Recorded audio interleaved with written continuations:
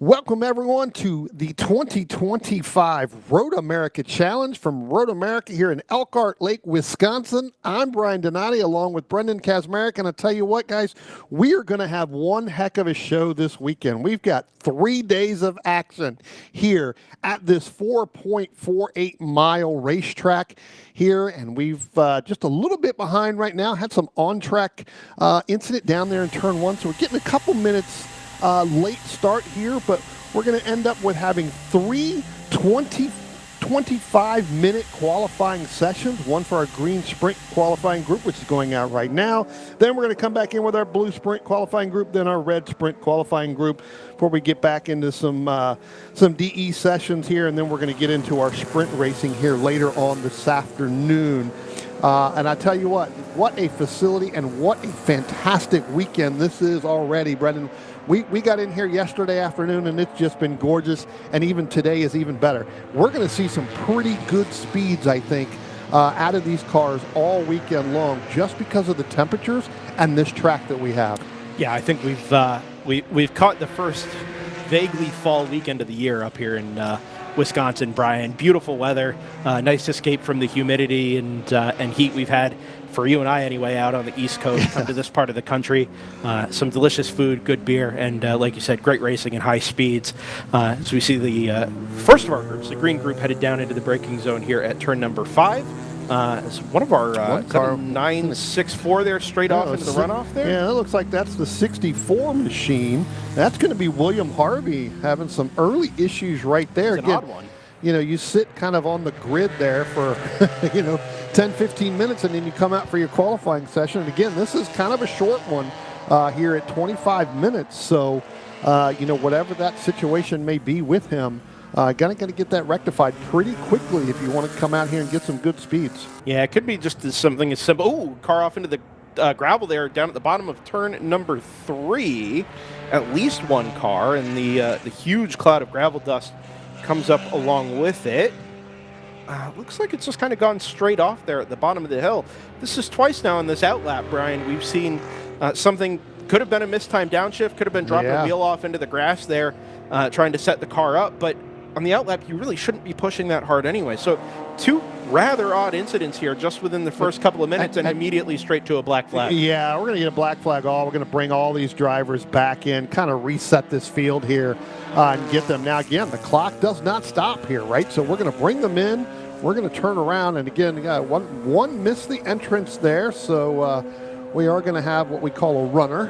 Couple of them, yeah. A couple of them missing again. And you know what? Coming out of turn 14, we're going to talk about the racetrack here in a couple minutes as we start to get everything set here. But as they come up out of turn number 14, if you just happen to not catch that flag station right there, you end up with, because they were kind of nose to tail, side by side there, you're going to miss it.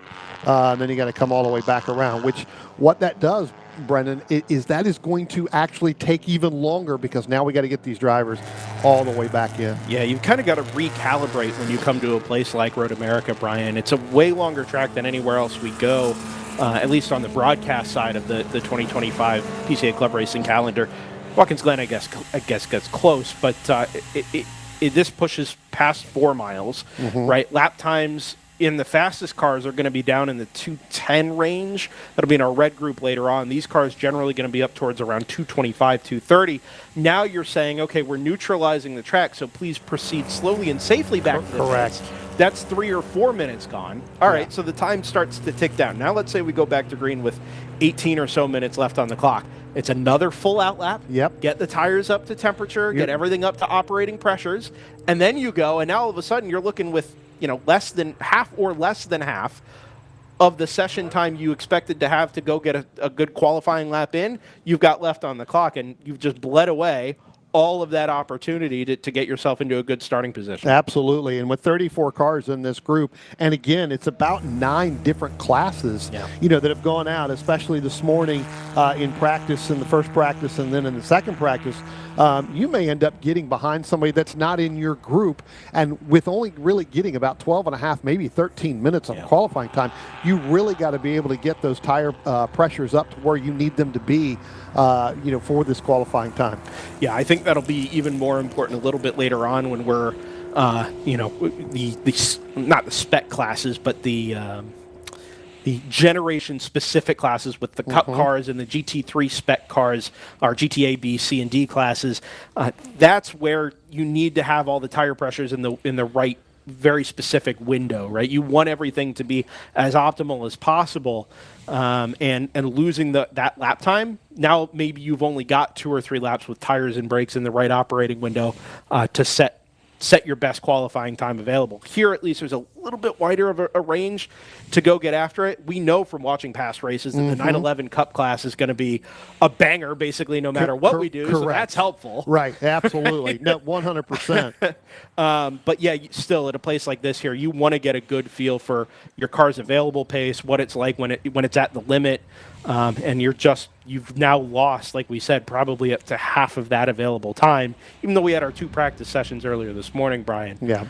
This is something that, you'd prefer not to have to deal with in a qualifying session. Well, you know what? Let's talk about this racetrack again. If you're just tuning in here into the Porsche Club Club Racing here stream, let's talk a little bit about this racetrack. As you can see, we got our safety workers down there pulling that car out, so it shouldn't take very long to do that. As you come by the start-finish line and you come all the way down, you get into turn 1. Turn 1 is kind of a big sweeping kind of right-hander. There is a little bit of runoff room there, but it closes down really, really quickly before you get to that grass. Come down through turn 2. It's kind of just a little bit of a turn there. You can see there's in turn number 3, and then another big sweeping right-hand turn down the long stretch, down turn through 4, and down through the bottom of the hill in turn 5. When we get to the bottom of the hill, down in turn 5, what you're going to see is that's where all the action is going to take place.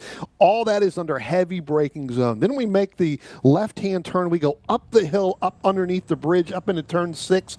And again, this is where, again, another spot where you're going to want to try to really hit the inside of turn 6 in that apex. Brendan, I wouldn't be surprised you see cars on 2 wheels there. We've seen it many, many times through there. As you come through that apex, you need to, if you're running side by side, when you get into turn 7 to make the right-hander to come back down the hill into turn 8, you've got to get single file. 2 cars cannot go by there. It is a really rough stretch, and that's where a lot of times we end up with some incidents. We come down the hill down into turn number 8. We make the left-hander. Again, another heavy braking zone coming through there, and then we get into the carousel. We get into turn 9 and turn 10. And that's where you're going to hear a lot of throttle modulation. You're going to hear that word a lot from us up here this weekend. The ones that can get through turns 9 and turns 10 through the carousel with that throttle modulation, that's where the times are going to be better. That's where you're going to be able to make up a lot of positions on the racetrack. Then we get into turn 11, better known as the kink. That's a really fast right-hand corner. That does have a little bit of runoff room there. You can see there, they've added that a little bit further out to the left there. You can see that grass. Now, that grass has grown up a little bit more than that I think they really want it to be, and it can be very, very difficult and very, very tricky. But that is a very high-speed corner that, again, throttle modulation, getting the driver that gets through that and gets that car set up through there, that's the one that's going to pick off the most positions, maybe even propel yourself to the lead. We come down through turn 11. Again, we come down to the bottom here. We get to the Kettle Bottoms 11A. We get down into Canada Corner. We got a very tight right-hander coming through turn 12. Then we start to climb back up the hill through 13 and into turn 14. And again, Brendan, as they come out of turn 14, that last one before they make the long run up the hill, you've got to get enough drive off on your car. If you don't have drive off, you're going to struggle getting up that hill. You know, I've never been a big fan of Road America on the sims, Brian. I'm sure you're a sim racer as well. Just not a place I ever really got along with, as we now have got a ton of fluid to clean up here, headed down into the braking zone at turn number 3. We think, by the way, that was Karen Holmes in the number 36, the only car not to make it back to start-finish that's been off into the gravel there. Good news is she was able to get that car off the road before it set up much more fluid around the first sector or so of our 4-mile layout. Bad news is there's still quite a bit of fluid there that's going to have to be dealt with. So we'll let this cleanup take place. We'll see if maybe they extend the session to try and give us a little bit of extra time, and these drivers a little bit of extra time here in qualifying, because it's going to be a minute, I think, till we get all that swept up. Anyway, back to your track description. Masterfully said. One of the things that I don't think I ever appreciated until I came here and I took my car out on course to go manage the cameras years and years ago is just how much the road moves is point number one. Mm-hmm. And just how narrow this place is. It is so deceptively wide relative to the speed of the cars when you see it on camera. You go put your personal car out there, your rental car, whatever it is you got, even just moving around this place at 40 miles an hour, it's maybe 2.5 to 3 car widths wide. And for the speeds that these cars are going, especially our red group later on, these Cup cars will sail into turn 1 between 160, 170 miles an hour.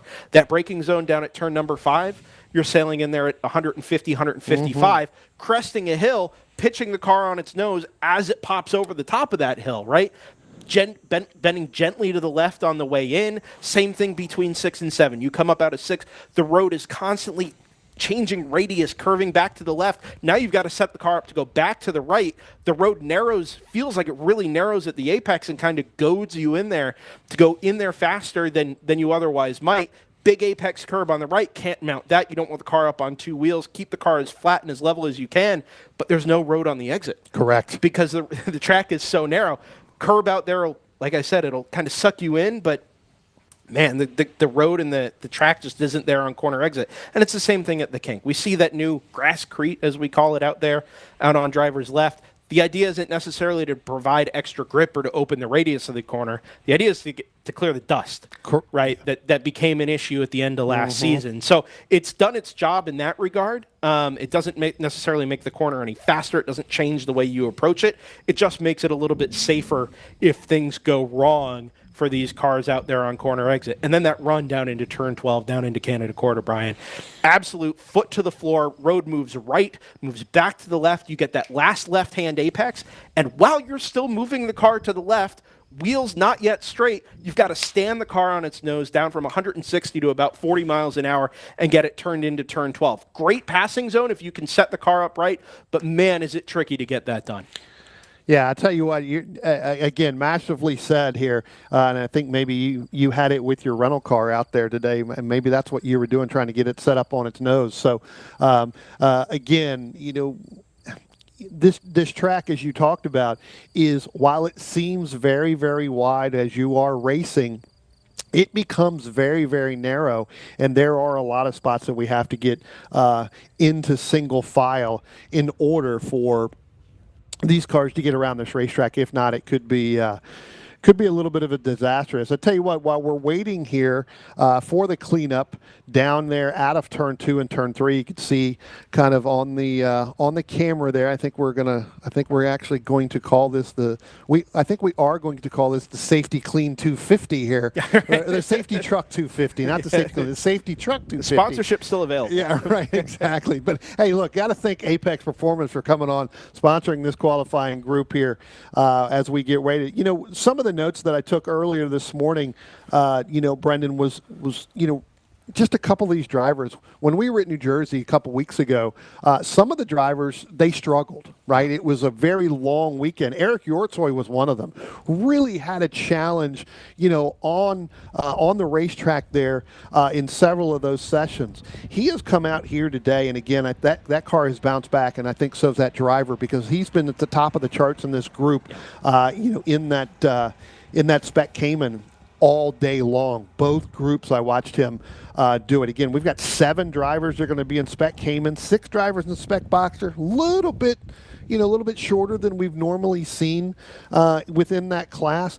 This group here is going to have roughly 9 different classes. So when we talk about multi-class racing, what ends up happening is you got to know who you're racing in your in your class, as well as who's not in your class, right? I mean, so if they're having a battle, you don't want to get involved in that as well. So, again, a lot going on, especially when we get into the next couple of groups. But, again, lots of cars here. Great to see this turnout, for this 2025 Road America Challenge here in Elkhart Lake, Wisconsin. Yeah, This is a great track for multi-class and sports car racing, obviously, right? It's a great track for IndyCar racing, too, for that matter.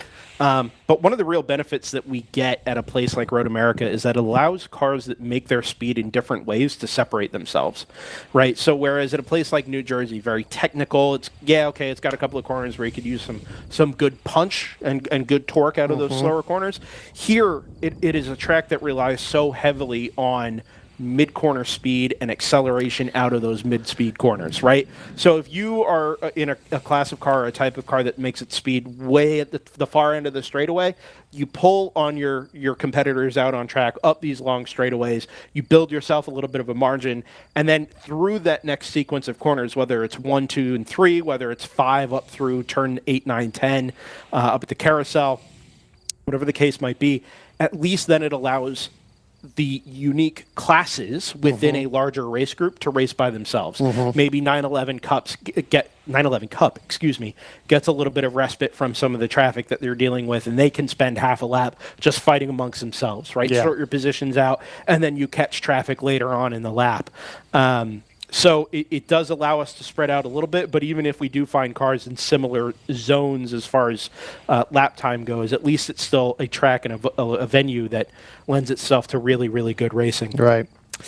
We did get a little bit of a note here just from somebody next door over in race control. With this cleanup being as extensive as it is here into the braking zone for turn number 3, we may see some adjustments to the schedule to allow this session to resume here. I don't have any information on that as yet. So that's a lot of cleanup that's going everybody on stay out there. tuned there. Also, part of the reason we haven't called the next group to the grid yet, Brian, is that we just don't really know where we're going to go from here.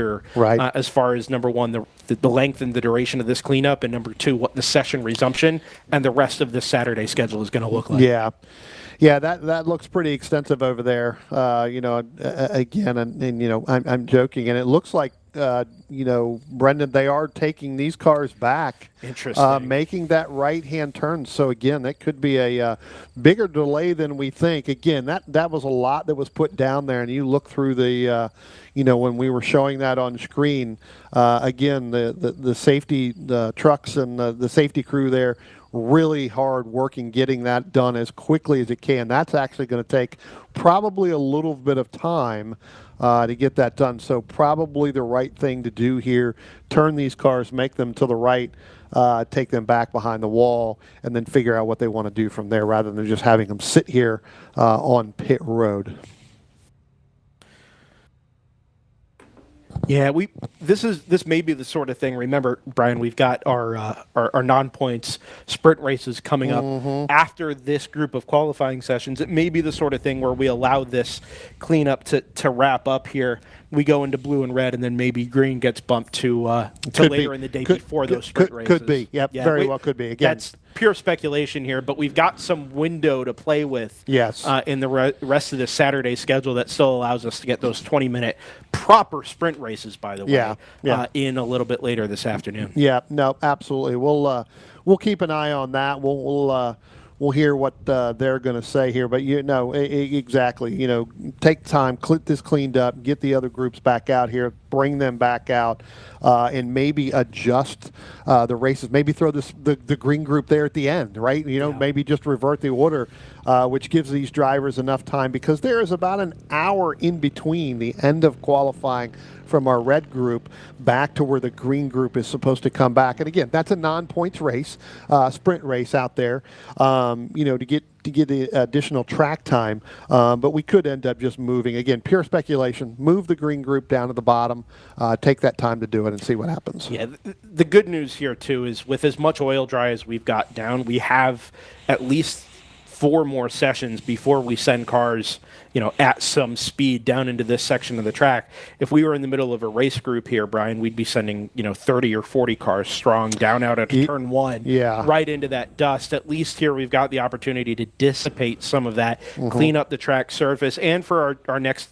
groups of drivers to get a sense of where the grip is and isn't, what the visibility is like, how the grip changes. You can see on the camera shot here, it actually crosses the racing line right as you're about at max load, headed towards the apex curb on the inside of turn 3 there. So, it's not, by by all means, it's a not ideal situation for our Right. competitors, for us here, obviously, on Driver's Eye Live.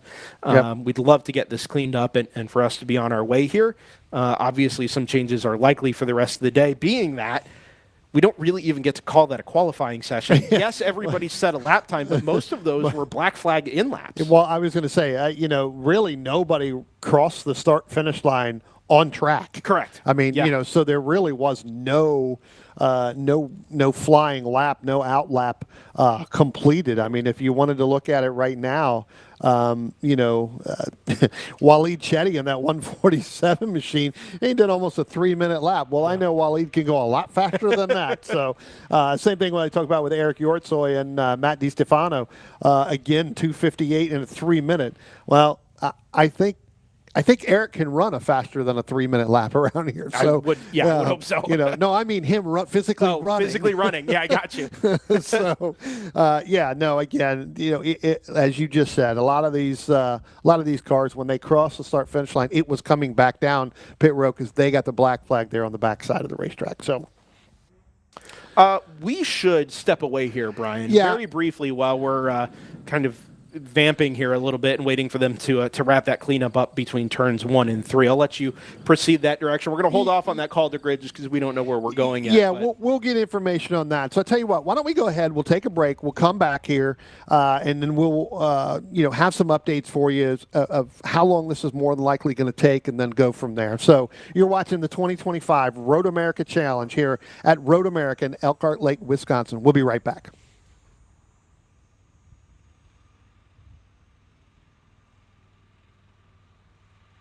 Pirelli and Porsche have been a winning combination around the racing world for years. Pirelli is proud to bring that relationship to PCA Club Racing yet again in 2025. Make sure to see the guys from Frisbee and find the right Pirelli tire for your vehicle, or check them out on the web at frisbeeracetire.com. Pirelli powers nothing without control. When you pack up from the raceway and head home on the highway, remember that the engineering excellence Michelin strives for in racing is applicable to our passenger and light truck tires too. Michelin is proud to continue its national sponsorship of Porsche Club of America and Club Racing. Michelin, because so much is riding on your tires. Looking to decrease lap times on the track without an engine overhaul? GT Racing has a wide range of fiberglass and carbon fiber body panels, along with European Racing headers, exhaust systems to lighten your car and accelerate all the potential horsepower of your engine. Time for a change? Convert your 944 into a turbo or a 924 GT, or your 911 to a 911 RS, RSR, or 935. Talk with Joel at GT Racing. He'll help you choose the winning combination of lightweight Porsche parts and header systems to set you on the right track. GT Racing is your one-stop shop for your Porsche needs.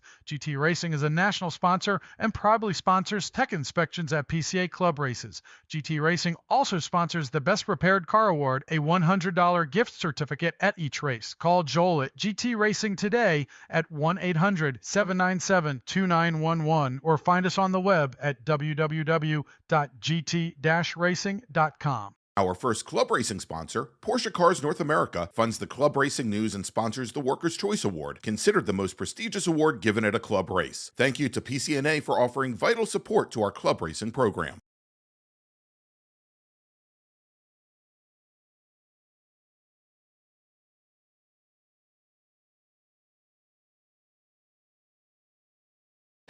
Welcome back to the 2025 Road America Challenge here in Elkhart Lake, Wisconsin. Well, we've just gotten an update here, so let's go ahead and give you what our update is going to be. So being that we had kind of the incident down there into turn number 3 with the expiration of one of our driver's engines, what we're going to do here is real quick, we're going to go ahead and call the blue group, blue sprint group. This is your first call to the grid.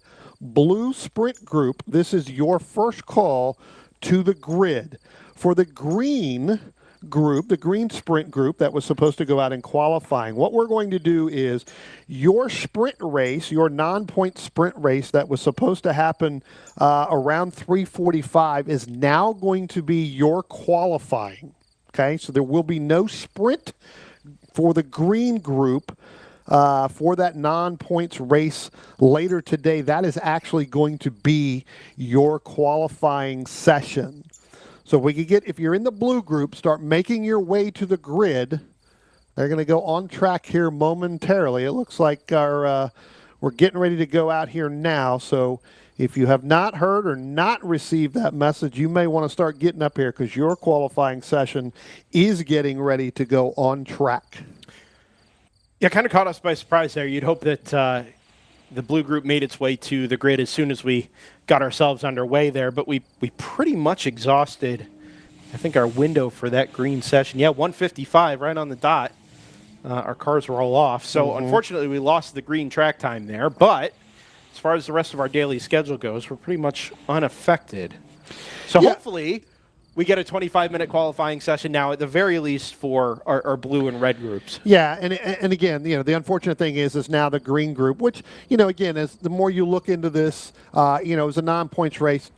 Some drivers do, some drivers don't go out for that, just for that very reason, because it is a non-points race. So, they'll use that as that qualifying session later on today, which I think would be the right thing to do. Come back that way. They would much rather worry about qualifying anyway to set themselves up for tomorrow. Yeah, did get a note as far as our grids go for the rest of the weekend. The race 1 and race 2 grids will be set by your qualifying time. Race 1 being non-points, obviously, isn't going to affect anything for the rest of the weekend. Race 3 grid will be set by the race 2 fastest lap, and then the enduro grids will be set by the fastest lap from either race 2 or race 3. So as you said, yeah, that race 1 doesn't really affect very much. Those cars, I'm sure you'd much rather want to go out and get yourself set up for race 2 and race 3 to score those national points. Yep, absolutely. And again, going out here now, right? We still have that, some of that stage drive down there. This is going to take a couple of minutes for these guys these drivers really to work through. And again, this is another group, Brendan, that's got 9 different classes. I was watching the practices this morning. One of the races in this group that's going to be, I think, an extraordinary race all weekend long, whether it's non-points or in the points, is going to be in that GTB1 class. We have drivers like Ed Dunn that was out there. We've got Francis Florido. The top 4 in the practice times from this morning, they were within 0.8 of a second, the top 4 drivers. So, again, look for that to come down. And I think the qualifying is going to be just there. We can see, we're looking out our window here as all the drivers are starting to make their way out. We have one driver sitting there, Ed Dunn, right outside our window, sitting on pit lane right now. Again, wondering if he's waiting for an open track spot. I have a theory, Brian, and it's just a theory. I can't get inside Ed Dunn's head. But there's only really one crew member there. It doesn't seem to be doing anything particularly urgently with the car. We've got all this oil dry down between turns 1 and 3. I was going to make the case that, here, under these circumstances, we're not going to be looking at the lap times for the out lap, lap 2, lap 3, where we're going to be looking for the fastest times are laps 4, 5, 6. Correct. Where we've had some time to clear that oil dry out from that run into turn 3. We've got more grip under braking. We've got more grip as you transition across the line of speedy dry there back to the apex. Better launch off the corner because you've got better speed through the mid-corner. I wonder if Ed is just waiting for the work to be done. And actually, he pulls away now. So maybe just trying to get in line behind some of the other Caymans. Yeah. Find himself a drafting partner, a drafting buddy to pull him down these long straights here at Road America. And rather than out there trying to do it all by himself.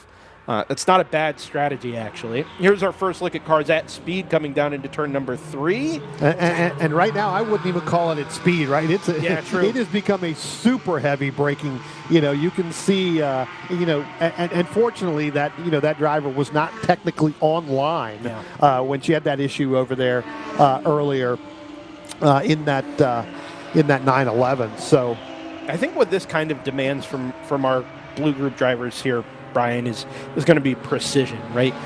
You've got to be well left of that braking zone, and as much as you can be. Again, it's not a particularly wide racetrack.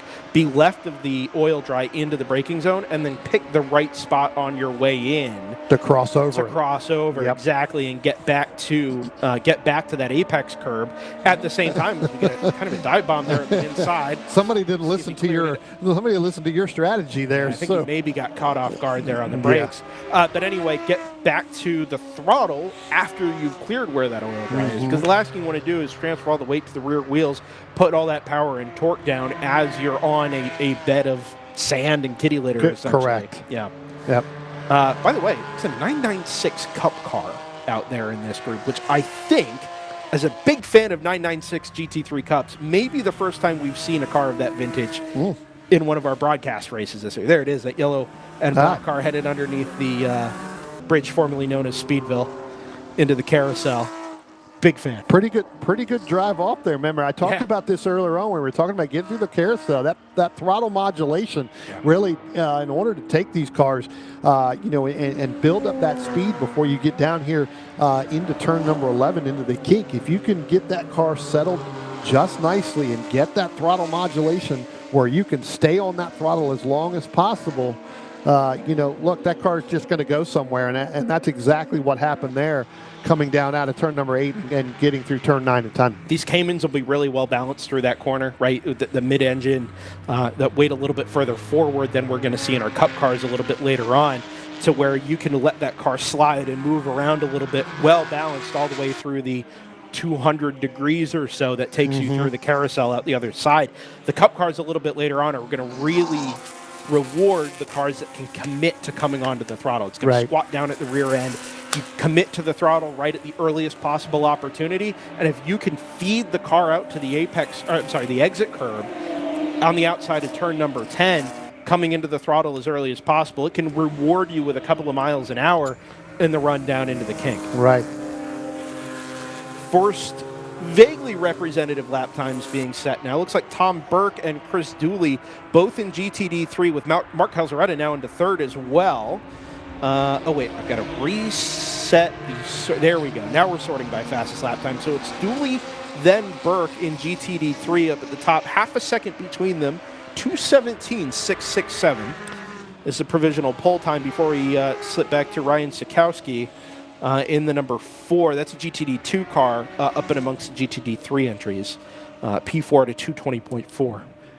Yeah, Dooley and Burke were pretty quick this morning, too, along with Calzaretta. So I think Calzaretta could be in a position where he could make that gap even closer once he gets out there. Again, Mark, watching practice this morning, was kind of the leader of the whole group, right? He was the first car to go out, so had that open track this morning in both of those practice sessions. So look for Mark Calzaretta, depending on where he is in line here, to make a move there in that in that GT4 RS.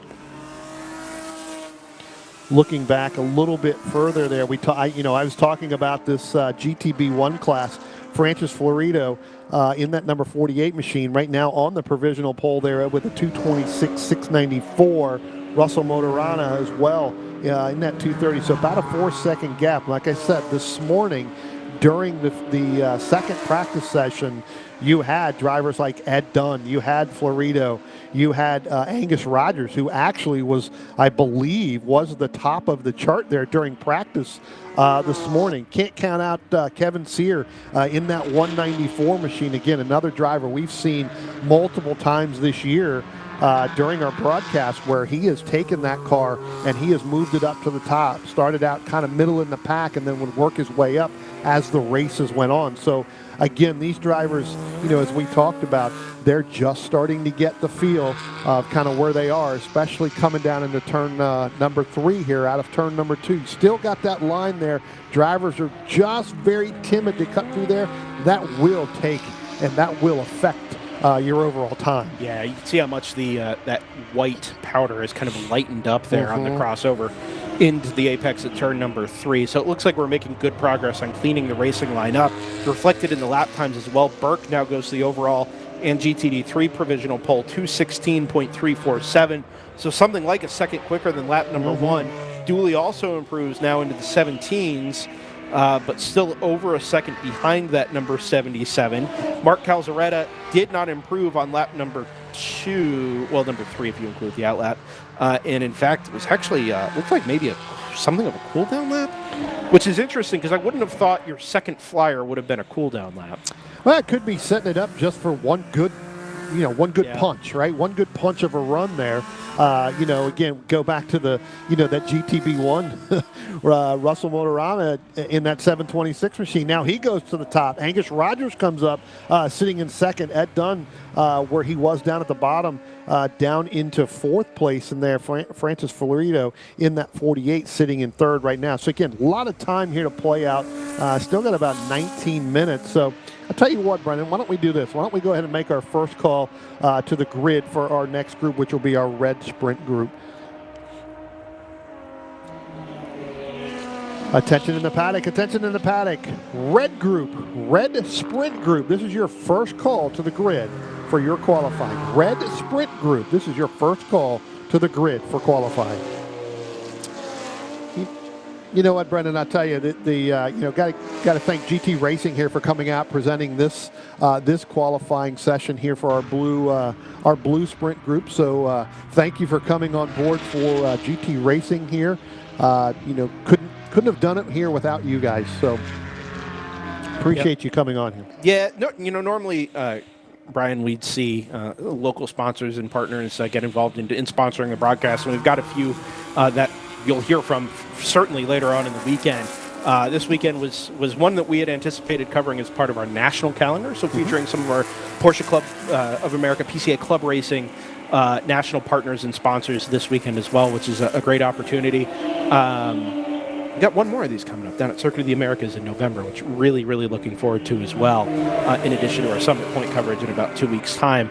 But more on that later. We've got a whole weekend of racing still to come up with. We're well into Saturday afternoon, and we've barely scratched the surface here, Brian. We have you're exactly right. We have barely scratched the surface, but I tell you what, talking about scratching the surface here, you know what, we talked about him this morning, or just a couple minutes ago. Mark Calzaretta goes back on that provisional pole, that 2:15.641.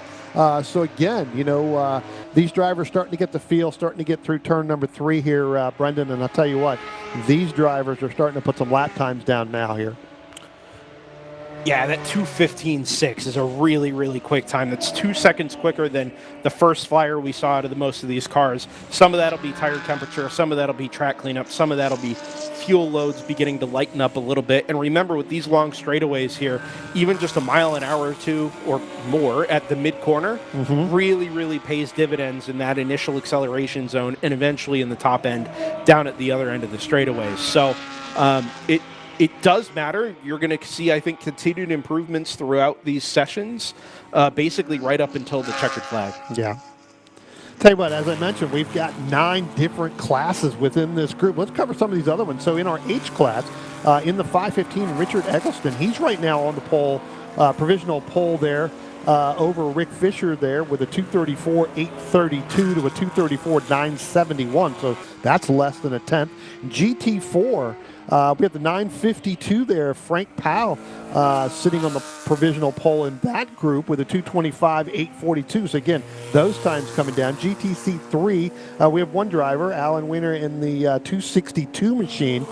He set a pace at 221.822. So good run there by Alan. We look a little bit further in our I class here.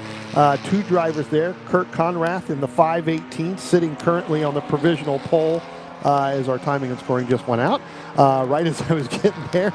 And so then, we looked at, as I said, Kurt Conrath. Then you got John Miller in the 941 in second place. Again, we talked about, our GT3 class. Look, GT3, Charles Liu in the 079 machine right now, currently on the pole in that group, over Steve Garrison. Again, we saw both of those drivers there in New Jersey, and they had a pretty good battle pretty much the entire time as well.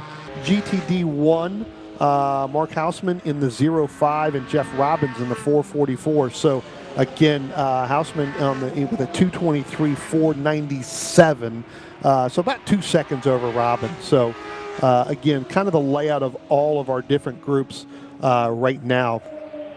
Just right around 15 minutes left to go in this session. So this is where, Brendan, where you'll see some of these drivers went out, did it, come back in, maybe make a quick little change, and then send that car back out there, run those pressures back up, and try to get a better lap.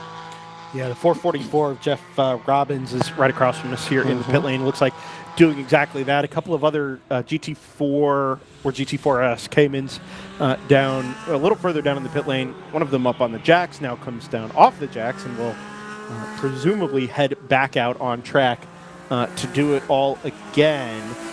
Really encouraged by some of the intervals we're seeing in qualifying here. The top of that GTB1 field, we were talking about it earlier, Brian, 10 cars in that class, less than a tenth of a second between Angus Rogers and Ed Dunn. Same thing down between 4th and 5th, Russell Martirana and Francis Florido, which now becomes 5th and 6th, less than a tenth of a second part. And that's because I think we've had the 522 of Jeff Kleben right up into P4, 224.913, fastest time for him on lap number 4. Gets himself up into the top half of GTB1. Yeah, it seems these drivers seem to be going faster and faster every lap.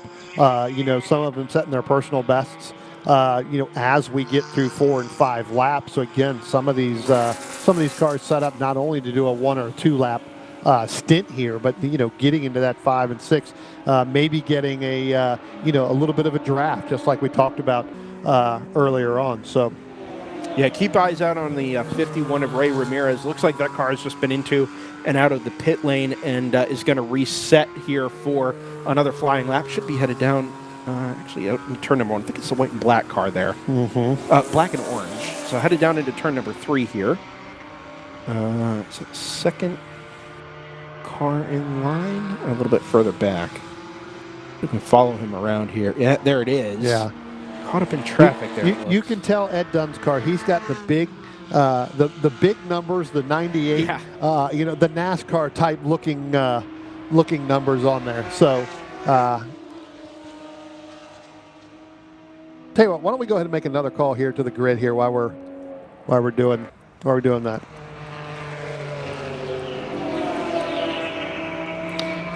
Attention in the paddock. Attention in the paddock. Second call for our red sprint group. Red sprint group. Second call to the grid for your qualifying session.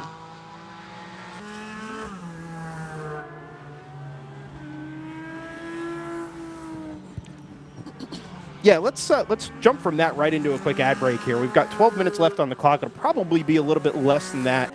We're aiming for that 5-minute transition window between qualifying sessions. So limited time here as we begin to wrap up our Blue Group qualifying session here this afternoon. Brian, we'll step aside with Driver's Eye Live, pay some bills, thank our partners and sponsors, and come back for the checkered flag in the last few flying laps of our Blue qualifying group from the 2025 Road America Challenge.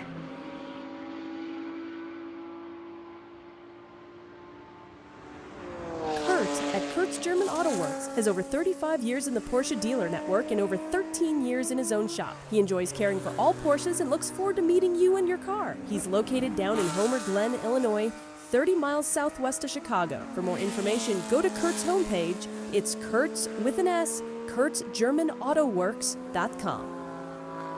Get ready for Rocky Mountain Thunder, the PCA race at High Plains Raceway in Colorado on September 20th and 21st. Rocky Mountain Region hosted the very first PCA club race in 1992 at Second Creek Racetrack, and the members of the Rocky Mountain Region take pride in this historic event. The region has run the race at Second Creek, at Pueblo Motorsports Park, and now at High Plains Raceway. This race will earn points towards the 2025 Mid-America Series, the 2025 West Coast Series, as well as the 2025 PCA National Championship Points Series. The race weekend will feature 2 30-minute sprint races on Saturday and a 65-minute endurance race on Sunday. Registration can be found at clubregistration.net. Golden Gate Region will be hosting the third Thunderhill race of the season on September 13th and 14th. This event will include 3 sprint races on the 3-mile East course. Thunderhill Raceway provides some of the best racing around and is where many pro teams come to practice due to the many diverse corners around the track. After the summer heat, the weather in September should be perfect. This event will be a points race for the West Coast Series and the 911 Cup Trophy, along with standard points for the National Championship. The event is just for racers, though. There will also be run groups for HPDE and time trials. Visit clubregistration.net for more details and to register.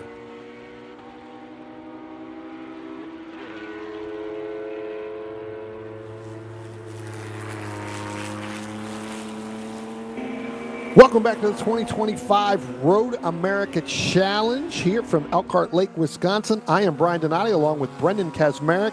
And I tell you what, Brendan, we were sitting here looking at the times during that break, and it seems like we've had several cars have come back down the pit lane here, calling their qualifying sessions a little bit early than anticipated. I thought we would see more going out for that full 25 minutes. Seems like some of the guys are, some of the drivers, and now we're getting the checkered flag. Yeah. So we've checkered it a little bit early just to keep us in line with what we need to, where we need to keep from a time perspective.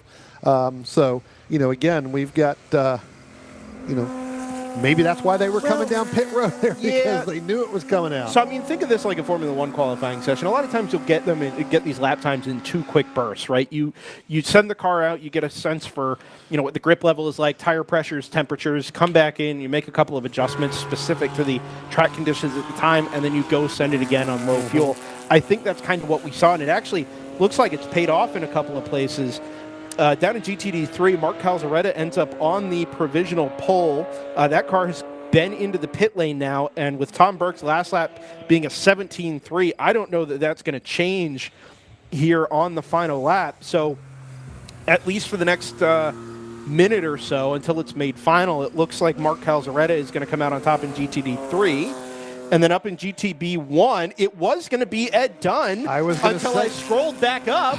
And now Angus Rogers at the checkered flag goes to the pole in GTB1 down into the 221s, a 21.946 to, at the flag, take that pole position away from the 98 of Ed Dunn. Yeah, I tell you what, as soon as we had come back, I was looking at that, and I saw that, Ed was done already, and he was finished, I should say.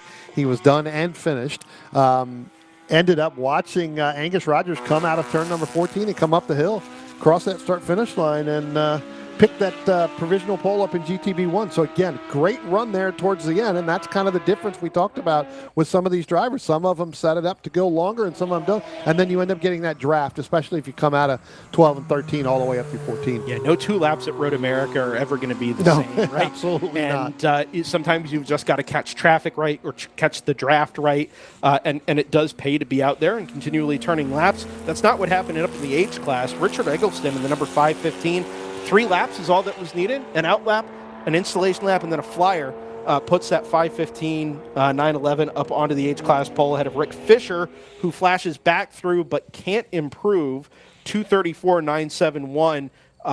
Again, less than 0.2 of a second between those 2 cars in H. I'll let you run down the rest of the order here, Brian, as we transition over to red qualifying. Yeah, I tell you what, when looking at GT4, Frank Powell in that 952 going to set that provisional pole there. We look at, a little bit further back. We were talking about the I-Class there, the 518, Kurt Conrath, along with the 941 there, John Miller. That's about a 6-second gap there. Kurt only running 4 laps as opposed to John running 7. So, again, a little bit of a difference. You talked about the Mark Calzaretta. When we look at GT3, talked about this a little bit in the 079, Charles Liu over Steve Garrison in that 427. That's about 6 seconds as well. I saw Steve kind of a little bit during, on our cameras here, and then kind of watching him pass our finish. A little bit stuck in traffic there. GTD1, Mark Hausman, he's going to pick up that provisional pole by about 2 seconds over Jeff Robbins in that 444, who we had saw on pit lane here, looking to probably make some adjustments. So, tell you what, Brendan, let's make one final call to the group, to the grid for our next group. Attention in the paddock, red sprint group. You need to be on the grid for your qualifying session. Red sprint group. Last call to the grid, please. Yeah, so again, this is going to be a group here coming out. This is going to be our faster group. And again, we look at, really finishing up this blue group. We're going to have some really good races in some of these. One of the drivers that I wanted to talk about, I haven't seen her out on track since Road Atlanta, and that was Brenna Ogden. Again, I think she may have been out at New Jersey as well. I'm not sure. I don't remember that. Saw her on that broadcast, but I know she had that incident at Road Atlanta earlier in the year in April. So good to see Brenna back out. In our next group, getting ready to come out in our red, one of the drivers that I saw out here this morning in practice, John Getz, in the number 57 machine, again, had that terrible incident at Watkins Glen during the Enduro on that Sunday. Good to see him back out here running, and the question becomes is that the same car?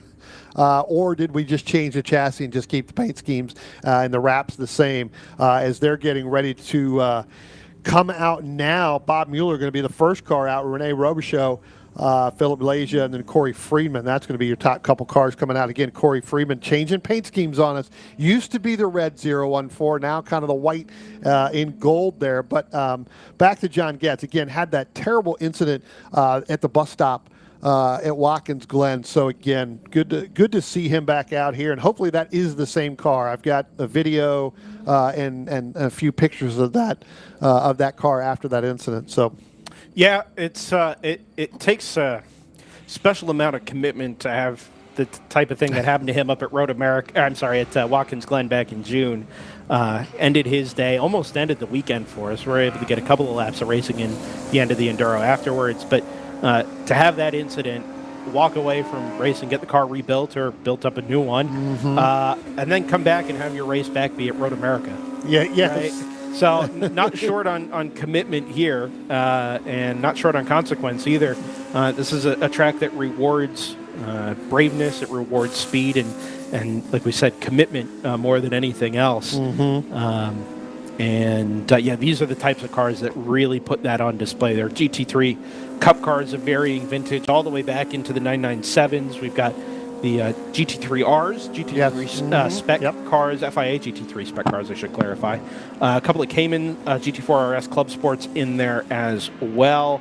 I think we've even seen a couple of 992 Cup cars out this weekend as well.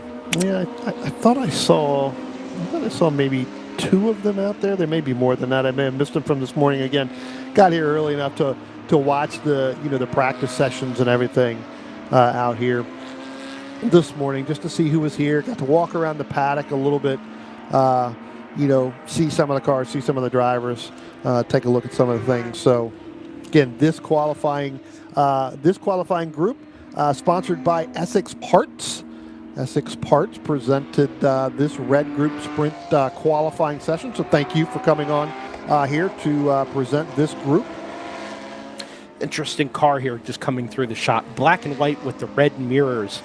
If I am correct, and I frequently am, Brian. There we go. I think that's a Wachenspiegel ex-Manthey Racing Porsche 9, would be a 997 GT3. Is it a Cup S? Does it go that far back, or is that a GT3R? That car right in the center of the shot there. It was a Nürburgring 24-hour car and would have been a VLN car as well. It is probably an R in that case, one of the early Rs in the 997 styling. I get that this isn't a historics weekend.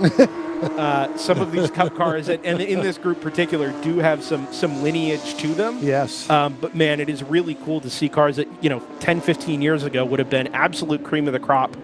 International endurance racing stars out here, kind of mixing it up in the club ranks with drivers that are mostly just out here for the camaraderie and a bit of speed and a good time. Yeah, you're right. And then looking at that shot down out of the kink and down through the, look how Mueller's got kind of everybody held up there. It's like this is a position with 40 cars out on the racetrack here in this group. This is where you want to get moving as quickly as possible. But then again, you may need some help with some of the draft. We just saw Andreas Leon go by the start-finish line before really anybody else. He jumped right out there and took off. So again, trying to get that fast lap around, knowing that the rest of this group here was kind of stacked up coming through Canada corner and up through 13 and 14. So this is where they're, this is where they got to get spread out here, because you definitely don't want to have a qualifying incident where you got to go back and fix that car in order to do some repairs. So most of these drivers here you can see coming down out of turn number 2. You get a couple of groups here kind of nose to tail here, still fighting that, where we had that incident earlier on, that oil spill down there, still going really, really wide through there. That is kind of the traditional line out of turn number 2 down into turn number 3 going through there. So really no loss there in terms of getting the car to, get settled into turn number 3 down that long stretch down the hill, down into 4, down into turn 5. Let's see if we've gotten on board this weekend from Bob Mueller. Did get a text from him earlier. Bob had a tough old weekend last time out at WeatherTech Raceway Laguna Seca, where we just were covering that joint PCA POC weekend. A real treat for us all. Bob started at the back on the Sunday race and unfortunately was involved in contact turn 1, lap 1. That car went no further. Interesting. I don't think it's the same car. I think he was in a Cup car that Minaball Tequila sponsored. Porsche was out. I think it was a Cup car last time out. This weekend with the 991 GT3R. And we send our red group out now on their first flying lap. So we should expect, I think it was the 192 was the first car across the start-finish line on the out lap, had kind of separated himself from the front of that Bob Mueller GT3R. It's a 191. Yeah. Andres Leon in GTA 4, 219.0, and that's quickly usurped by Bob Mueller in that number 28, 211.111, and a quarter of a second clear of the other GTA 3 entry. That's Corey Friedman in the 014. Really, really close times there at the front of GTA 3. GTA 4 just a step further back. Rene Robichaud in the green and black number 91, 211.495. And Brian, much like our last group, we'd expect the same thing here. Lap 1 looks really good. Good establishment lap time, but these cars are going to continue to get quicker and quicker as we progress through the session. Yeah, they're going to get a lot faster as we get going. You talk about Bob Mueller, Corey Freeman in that GTA 3 class. They've had some really good races this year already between both of them. One of the things I want to look at is next time Bob comes by in that 28 machine, that looks like the left side, and I think that's right going through right there, going to be heading back towards the carousel. Looks like the left front maybe of the hood maybe have a little bit of a bow or a pop-up, or maybe that could be the paint scheme kind of on that side. When he came by the start-finish line, it looked like there was some air there, maybe, popping up underneath that hood. I'll take a look at that when he comes by. Again, he's got that black portion right there, so it could be, part of what they had, that incident at Laguna Seca. Maybe that's where they need to, painted that, and so it looks like it's popping up there from that white. Could be wrong. It's tough to see on the camera here, so we'll have to look out the window when he comes by through there. But really, really good run for Bob through turn number 8. Absolute precision on corner exit. Got the inside wheels right up to the white line on corner exit, perfectly within the bounds of track limits. Unfortunately, it was so good, he actually caught the back of the lead car, headed down into the kink, had to breathe out of the throttle, and probably cost a couple of tenths. Question mark will be whether or not he's able to improve on what would arguably be probably the best lap on these tires. Does improve, 2:08.151, 3 seconds from lap 2 to lap 3 for Bob Mueller. Keeps that car on the provisional pole, and now 1.4 seconds instead of just a quarter of a second clear of the 014 of Corey Friedman.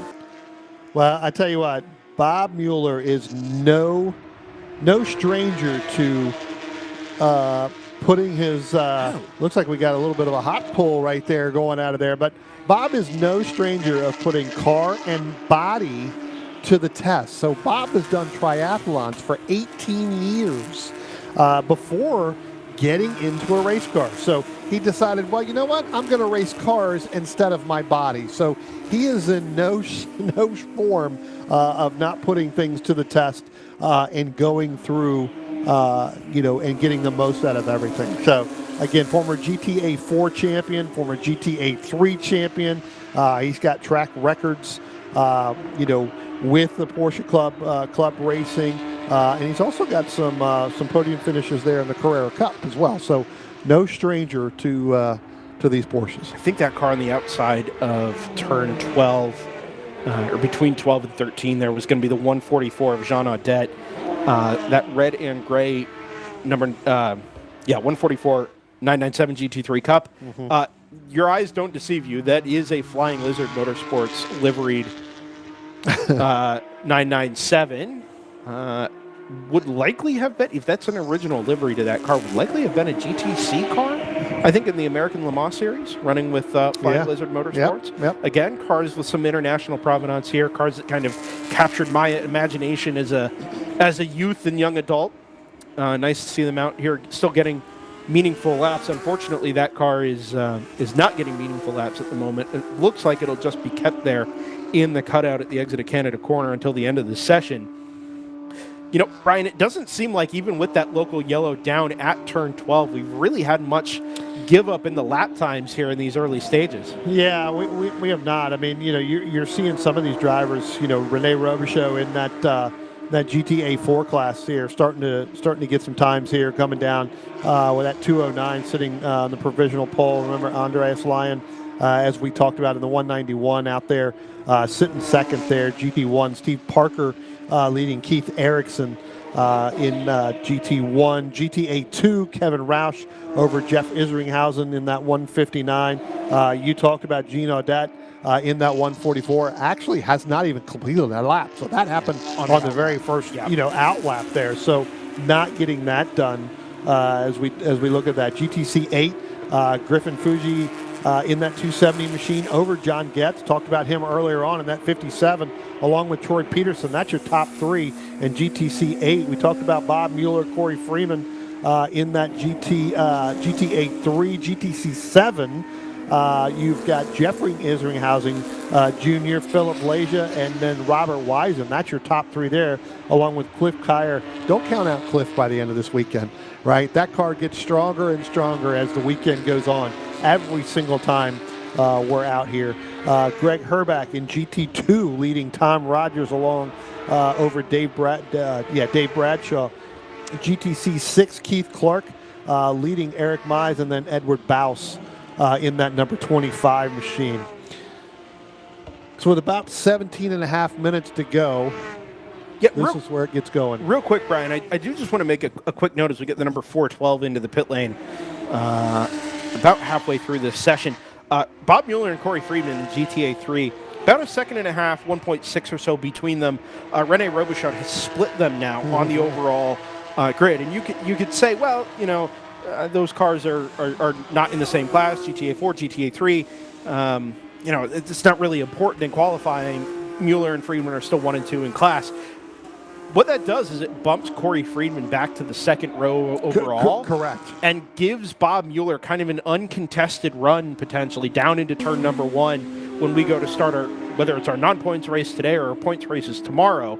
That uncontested run down to turn 1, that second or a second and a half that you can open up in those first couple of corners between yourself, if you're Bob Mueller, and Corey Friedman in the 0-1-4, could be really, really valuable the deeper you get into those sprint races later on this weekend. So it's not worth nothing that the 91 has split those two cars.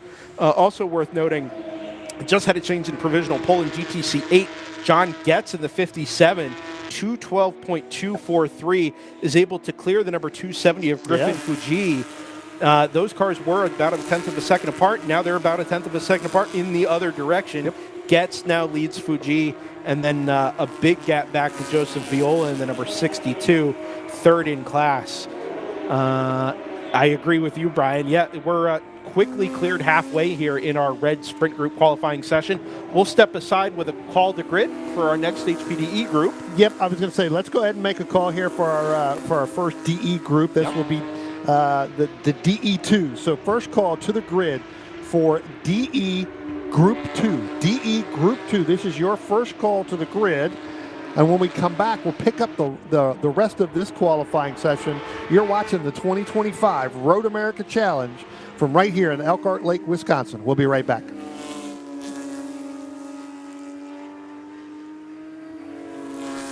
Hankook Tire, we strive to create a universal moment when the car and driver become one. Our aim is to develop a safer, more pleasant, and more comfortable driving experience from the moment the driver turns on the engine. Through strong braking power, smooth handling, driving comfort, and guaranteed safety, Hankook products deliver an authentic driving experience beyond mobility. Our tires provide total control of speed and direction while ensuring safety and comfort on the road. Embrace driving emotion and embrace the feel and excitement of being behind the wheel with Hankook Tire. Hankook competition tires are the perfect match of performance and longevity. Visit HankookMotorsports.com to buy today. OG Racing has been a national sponsor of PCA Club Racing since 1998. Headquartered in Sterling, Virginia, and staffed by PCA members and club racers, OG Racing has always carried the industry's best in racing safety equipment and performance parts. The best products from manufacturers like Sparco, O&P, Alpine Stars, helmets from Bell, Stilo, Rue, brake pads from Performance Friction, Paget and Hawk, just to name a few,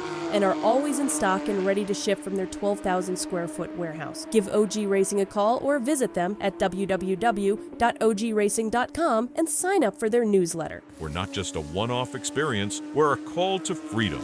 We're a place in people's minds where everyone can unleash their wild side with a passport to a world of possibilities, a spirit that breaks all the rules, uniting the famously bold and spirited essence of tequila from Mexico with the much-loved richness of peanut butter. Manabal is the bold embodiment of the party animal within us all. Here is where the ethics starts. Tequila can be purchased nationwide at manabaltequila.com.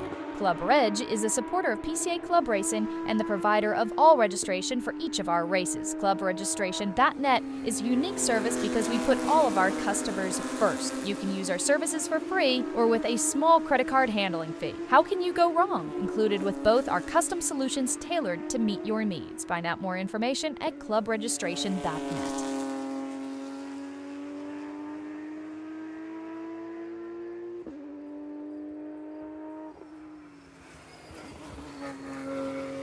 All right, welcome back to 2025 Road America Challenge. I am Brian Donati along with Brendan Kazmarek. And, you know, Brendan, we're winding down this red group. And, again, got to thank Essick Parts for coming on here and sponsoring this qualifying session. A lot of these drivers have kind of pulled in, kind of made that right-hand turn. Some came in and took up some changes and then right back on track. So, again, as we're starting to wind down here, you know, you can tell some of these drivers still setting their personal best here towards the end. We talked about, in that GTA 2 class, Kevin Roush in that 960 just went his personal best, and I believe that may put him back up on the provisional pole in that GT2 class. We'll have to see here. I thought maybe he was moving up. Yeah, in that GTA 2 class, 960. That put him over Jeffrey Isringhausen, who just went his personal best last lap time by there with a 2:14.674. So again, those times coming down as this session is starting to wind down. Yeah, you know, the closer you get to the top of the racing ladder, the more optimized these cars are. And typically what you find is that these types of cars, these Cup cars, GT3, FIA GT3 cars, are designed to be fast right out of the gate, right? So yes. On a slick racing tire in optimum condition, you're setting that car up to go out and be quick immediately before you take the shine off of the tires. Mm-hmm. And you lose that top 1 or 2% of grip as you get later into the session. I have a suspicion here that that's why we're not seeing the improvements that we saw in our last group. Right. Remember also, we've cleaned up the track more or less on the racing line down at turn number 3. That's got a role to play as well. And also, it may be worth saving yourself some tire for race sessions later on this weekend. Rather than getting caught up and going absolutely as quickly as possible, you've already got two sessions worth of practice done this morning. Maybe we put in our lap times, we get to the point where the time starts to drop away. You say, okay, I'm not going to improve from here. I don't know where I'm going to find the time. Right. Call it a day, and we'll let the starting positions be what they're going to be. Yep. Yeah, no, absolutely. I mean, you don't want to push it too much because then you end up start doing, internal stuff inside the car and everything else, and so it becomes a little bit of a challenge. You're gonna take that car and you're gonna get as much out of it as you can within reason for qualifying, right? As you said, they're set up for the, and I think I said at the very beginning, right? They're set up for, the first couple laps, right? Yeah, there's a lot of value too in knowing what your limitations are, and if you say, okay, that 15.1 or whatever your lap time is the best I'm going to be able to do here. I don't know where I'm going to find 3 or 4 tenths up to the next car. You just say, you know what, I'm happy here. We'll figure it out in the race. We'll try and do it wheel to wheel rather than doing it the way we're going to do it. Also remember that this is only going to set the grid for race 1 non-points and race 2 on Sunday morning. Race 3 will be set by the race 2 fastest time. So really, it's not like you're handicapping yourself in any way if you decide to call it a short session rather than going to chase that ultimate lap time as we get ourselves a checkered flag. Yep. All right. Well, that was pretty quick. Wasn't anticipating that. So I tell you what, let's make that second call here to our drivers for our DE group here. Tension in the paddock. DE Group 2. DE Group 2. This is your second call to the grid for your track time. Second call, DE Group 2 to the grid, please. We'll be going on track here momentarily. DE groups will provide us a little bit of a break here at Drivers Eye Live, reset ourselves before we get those. Well, now it's 2 sprint races. Yeah, I was going to say, we're going to come back for the qualifying on the green, and then we're going to turn around and do that after we take this break. But tell you what, let's go ahead, now that the checkered flag is out, let's go ahead and let's run down some of our groups here, give you top 2 in each group. In GTA 4, Renee Robichaux in that 91 goes out, sits on that provisional pole. The 191, Andreas Lyon goes in second. William Oliver third in that 058. In GT1, Steve Parker going to sit on the provisional pole there in that number 7 over Keith Erickson in that 271. And GTA 2, Kevin Roush in the 960 machine. He's going to take that provisional pole in that class over Jeff Isringhausen in the 159. Gene Audette not getting a lap time. That's the car we saw, we believe, down there coming out of Canada Corner. In GTC 8, John Getz. Good to see John back out here again. Talked about him earlier on in the session in that 57 over Griffin Fiji in that 270 machine. Going to be second. Troy Peterson going to be third in that 272 machine. In GTA 3, Bob Mueller.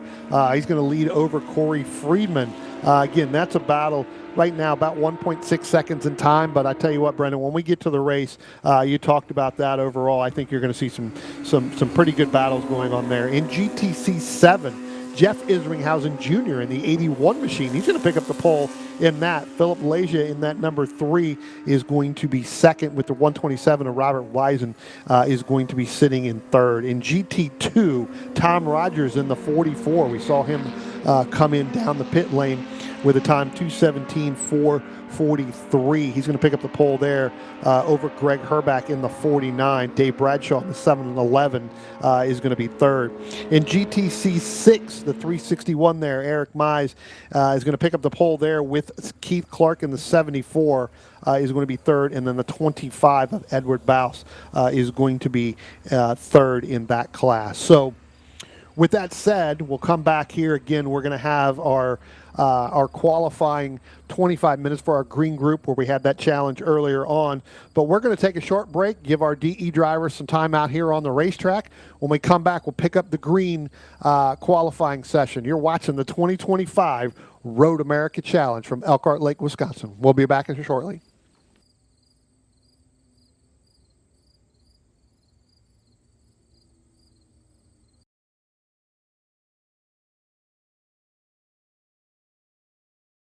OG Racing has been a national sponsor of PCA Club Racing since 1998. Headquartered in Sterling, Virginia, and staffed by PCA members and club racers, OG Racing has always carried the industry's best in racing safety equipment and performance parts. The best products from manufacturers like Sparco, OMP, Alpine Stars, helmets from Bell, Stilo, Rue, brake pads from Performance Friction, Paget, and Hawk, just to name a few, and are always in stock and ready to ship from their 12,000 square foot warehouse. Give OG Racing a call or visit them at www.ogracing.com and sign up for their newsletter. About to hit the track without coverage for your car? Buy HPDE insurance in minutes at LockedInMotorsports.com. Whether you drive a 911 or a Boxster, protect your car against physical damage during HPDE and track day events with HPD insurance from Locked In Motorsports, administered by Locked In Affinity. Coverage includes modifications you've done to your car, 2 drivers at each event, demonstration laps your instructor drives, and more. Worried about the trip home? Locked In Motorsports also offers off-track insurance for your non-licensed race car or track car while in transit, in storage,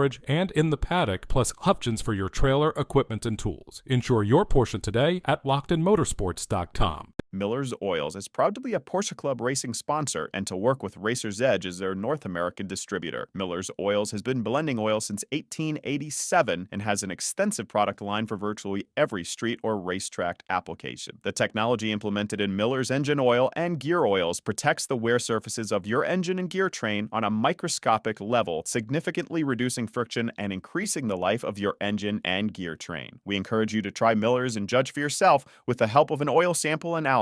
As they say, the proof is in the pudding.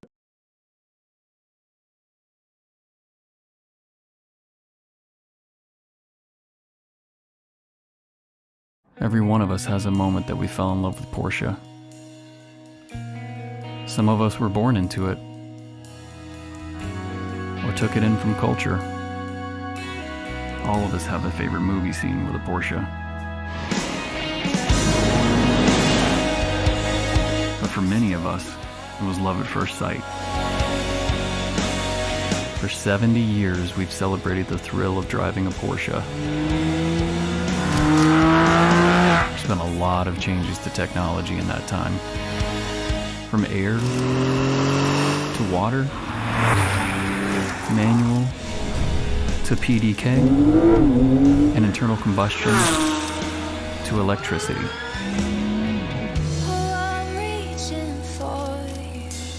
It's not just the cars, it's the people.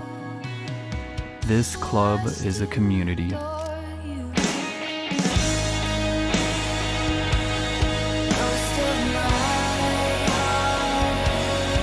Forging lifelong friendships and bonding over a shared passion.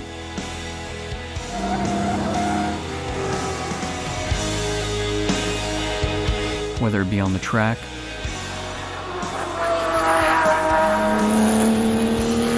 the open road, or in the middle of nowhere. Let's keep the passion going for another 70 years. From generation to generation, and from sea to shining sea.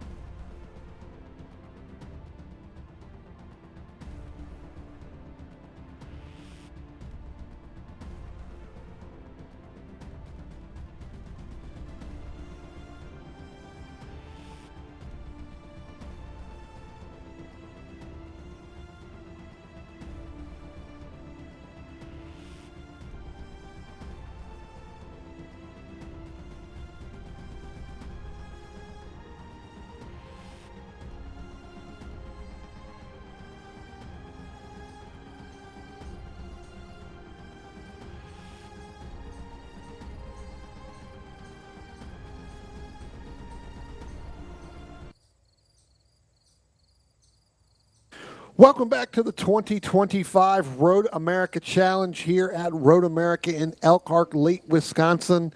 And Brendan, to tell you what, we're going to try this one more time with our green group. We were just sitting here talking about it.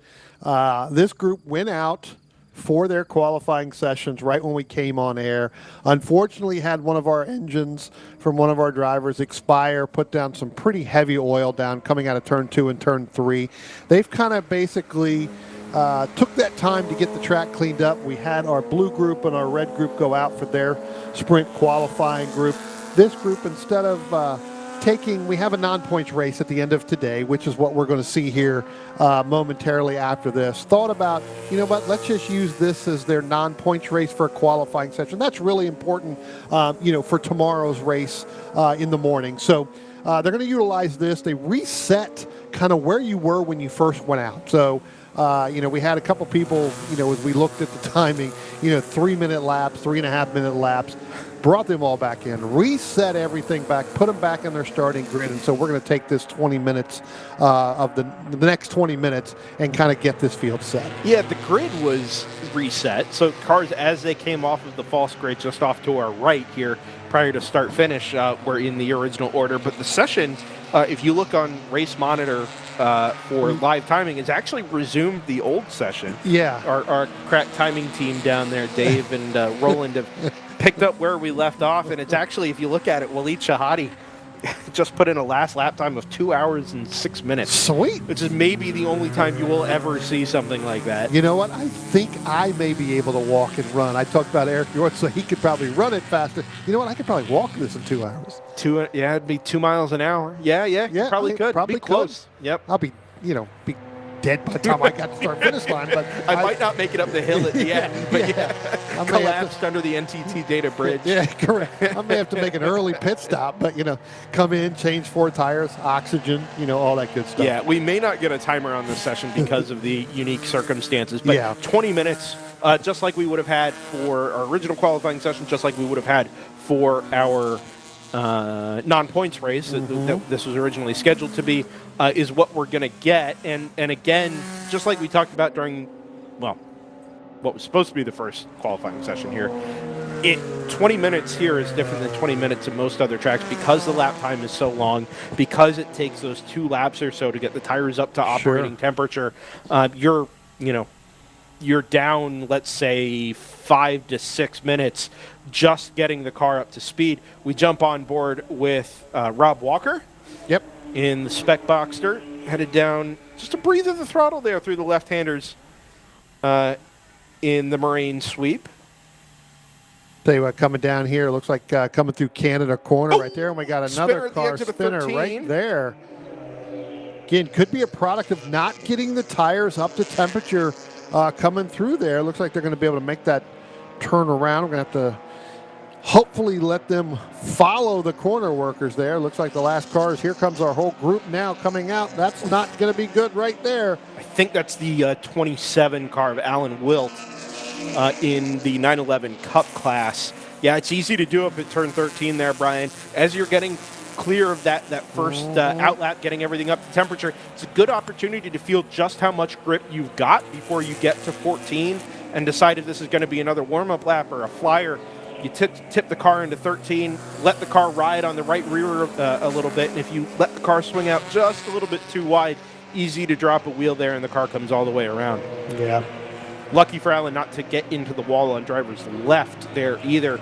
We've seen that more than a few times in club racing, especially if the car carries all the way around there, back into the tires. It can actually pitch the car up and above the tires. Yeah, absolutely. Good to keep it out of the wall there. Yeah. Plus, you got some of that oncoming car. And it's tough because you want to get back out. You know you didn't do any damage to the car. You know the car's okay to do it. You want to get back out. But then as they come up over that hill out of there, it's tough to see. And we just saw that where, it was tried to stay over to the left when you first come out, but trying to get those cars turned around just isn't, ideal to do that. So on top of that, and I hate to just say but right. I mean, it is what makes Road America. Those little idiosyncrasies. The exit of 13 is blind as well. Yeah. So you're climbing up, pointed at the sky, kind of picking your line going into 14 left or right there. And if you're not fully focused on what's out the window there, trying to find your aiming point and your braking point there for 14. Easy to miss that car off to driver's left. Yep. So first flying laps, finally, some 2 hours and change after we tried this originally. And it looks like we've got all 34 cars out for this session. Karen Holmes, who in the Chartreuse 911 Cup entry number 36, lost the engine down there at turn number 3, and cost us the chance to say Chartreuse more than once. Well, I was going to say, it gives you a chance to say that word. That's most of the reason I'm bringing it up. That is the only car that hasn't made it back out now for this qualifying session. And speaking of Karen Holmes, that car, she purchased that car due to an incident here years ago. With her other car, right? So had an incident and then ended up purchasing that car, and then again coming out here and unfortunately having that motor looks like that may have expired. Hopefully it's something they can either, if they've got another one, maybe they can change it, or maybe it was just something that came off and just kind of got to go through it to see to do it. Back on board here with Rob Walker. Go ahead. Top of the timing sheets, Brian, after we've completed the first flying lap, Eric Yortsoy and Matt DiStefano, 3:21 and 93, 0.08 of a second between them after the first flyer here. 2:27.870 is the provisional pole time with those two Spec Caymans, and then it's Spec Caymans all the way down to P7. Tim Lambie in third, Scott Gill fourth, Waleed Shahadi P5, Michael Venable in P6, and then Paul Van Eden in P7 before you get back to the SP3 pole sitter, which at the moment is the 320 of Greg Rojic. Your 911 Cup provisional pole sitter after the first lap, Daniel Martinson in the number 347, 58,000ths of a second. Oh, huge margin, 58,000. Don't blink. You're going to miss all three of those cars if you blink by the time they go by there. So, listen, I got to cast our minds back to New Jersey Motorsports Park just real quick here. 911 Cup delivered some of the finest club racing I've ever seen. Absolutely. At NJMP. It was awesome. Whether it was the Enduro or any of the sprint races we had, there were 6 or 7 of those cars that were just locked together all the time. It was so much fun to watch. And for somebody that's only been in and out of the PCA club racing scene this year, as I've been handling other things for Drivers Eye Live, I'm all the way in on 911 Cup. Yeah. That was so much fun. Yeah, I think we ended up with 10 cars there at one point. Yeah. And you talked about that in the Enduro. That class right there, it came down to strategy. Yeah. And again, I think we're going to see that here, this weekend in that 911 Cup. Again, we're 8 cars strong now, depending on whether or not Karen can get that car fixed and back out, depending on really what happened with that number 36 machine. But again, 9 cars deep for 911. We have another car that gone off down there earlier. Yeah, I saw some dropped a wheel off there at the exit of 10, just going underneath the Mission Foods Bridge. Looks like a silver Cayman, Dominic Belvedere maybe, in the number 556. We'll have to wait and see when they come across the line here, hopefully in a few seconds. Matt DiStefano has displaced Eric Yortsoy at the top of the Spec Cayman grid, 0.6 of a second. DiStefano improves to a 2:27.229. Yortsoy can actually get out of the 28s that time around. Still clear of Tim Lambie in the number 39, Scott Gill in the 158. And that grouping of SPC cars at the top, 6 cars deep now with 3.3 seconds between them. Yeah, I tell you what, as we're starting to kind of go through this, again, this is going to be a pretty quick session here, and they don't really have the time up of how much time is left to go. I tell you what, why don't we do this? Why don't we go ahead and we'll make our first call to the grid for our blue group, get them starting to move, then we'll take a break and we'll come back and we'll finish this qualifying session. Attention in the paddock, attention in the paddock. Blue sprint group to the grid, please, for your race number 1. Blue sprint group, this is your first call to the grid for your first race of the afternoon. With that, we'll go ahead and take a quick break, thank some partners and some sponsors, and you're watching the 2025 Road America Challenge.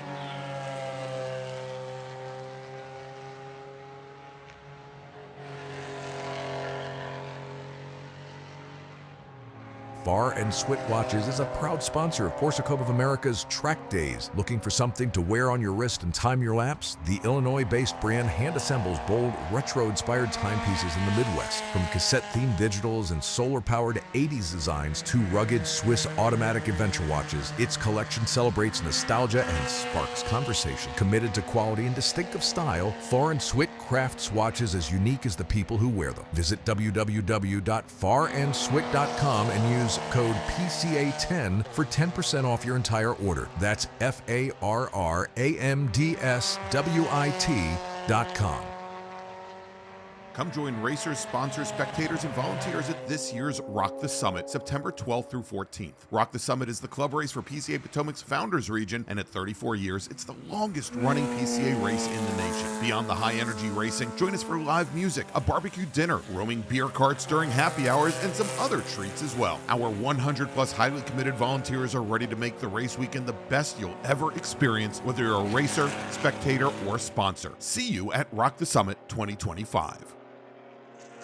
The Carrera of the Americas on November 22nd and 23rd at COTA in Austin, Texas, is the final PCA Club race of the 2025 season. Hosted by the Hill Country, Lone Star, and Maverick regions, the Circuit of the Americas, a Formula One venue, is a 3.4-mile, 20-turn track and is one of the most challenging in the United States. There will be 2 race groups contesting for the final season points toward the 2025 PCA Club Racing National Point Series and the 2025 Mid-America Championship Series. This event is limited to just 100 racers. To mark your calendars for registration, open October 6th at clubregistration.net.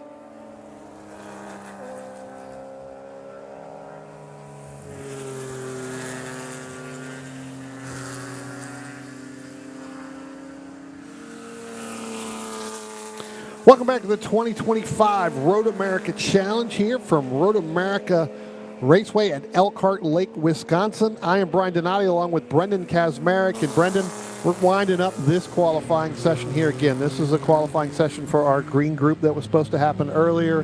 If you're just joining us, we did have a little bit of an oil spill down coming out of turn 2 and turn 3. Got that cleaned up, put us a little bit behind. These drivers in this group decided let's go ahead and use what was supposed to be our non-points race number 1 today as our qualifying session. So we're just about ready to wrap that up here momentarily. Got about a few minutes left for these drivers to go out and get that fast lap as we were looking right before we went to our break. Brendan, as you talked about, Matt DiStefano has topped the charge in that spec Cayman over Eric Yortsoy. Eric's been kind of the fastest pretty much all day long in both of the warm-up sessions and started to collect that first lap in the potential earlier qualifying we had, not able to get that done. So now they're coming back out. DiStefano has put himself on that provisional pole, not only in the group, but definitely in that spec Cayman. Eric Yortsoy second, Tim Lampy in third, Scott Gill in fourth, Wally Chetty sitting in fifth. Your top 5 drivers in this group, all from that spec Cayman, again with 9 different classes going on here. Yeah, I'd like to turn our attention up to Spec Boxster, the other spec class we've got in our green group this weekend. Rob Walker in the number 111. We were riding on board with a little bit earlier in Zombie, I think that car is called.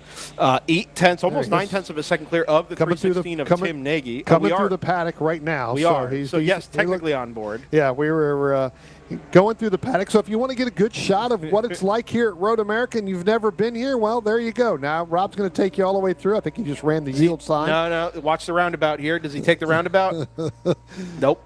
All right. Nope. All right. Did not take the roundabout. Yeah, went through straight up. 5-place grid penalty. Yeah, I was going to say, what's his penalty for not taking the roundabout? I got to be honest with Rob. I'm not sure it would matter anyway. Rob is fresh off the back of, I think, 5 total Spec Boxster races last weekend out at WeatherTech Raceway. Laguna Seca brought both of his Spec Boxsters out to play and went back and forth running on the PCA side, and then ran the POC spec Boxster spec races there as well. I talked to him after the fact.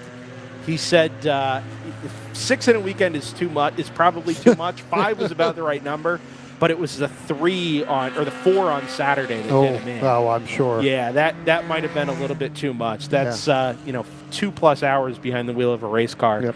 around a pretty physical racetrack there. Here you get the longer straights, a little bit more time to breathe, but obviously Rob is just the 2 points races to come tomorrow, plus the Sunday Enduro. Yeah. Anyway, all that time behind the wheel is obviously put to good use here. Almost at full second clear of Tim Nagy and the Chris McDuff in the 372 provisionally anyway in third, Sean O'Brien in fourth, and then John Haas and Stan Wenger there rounding out the Spec Boxer field.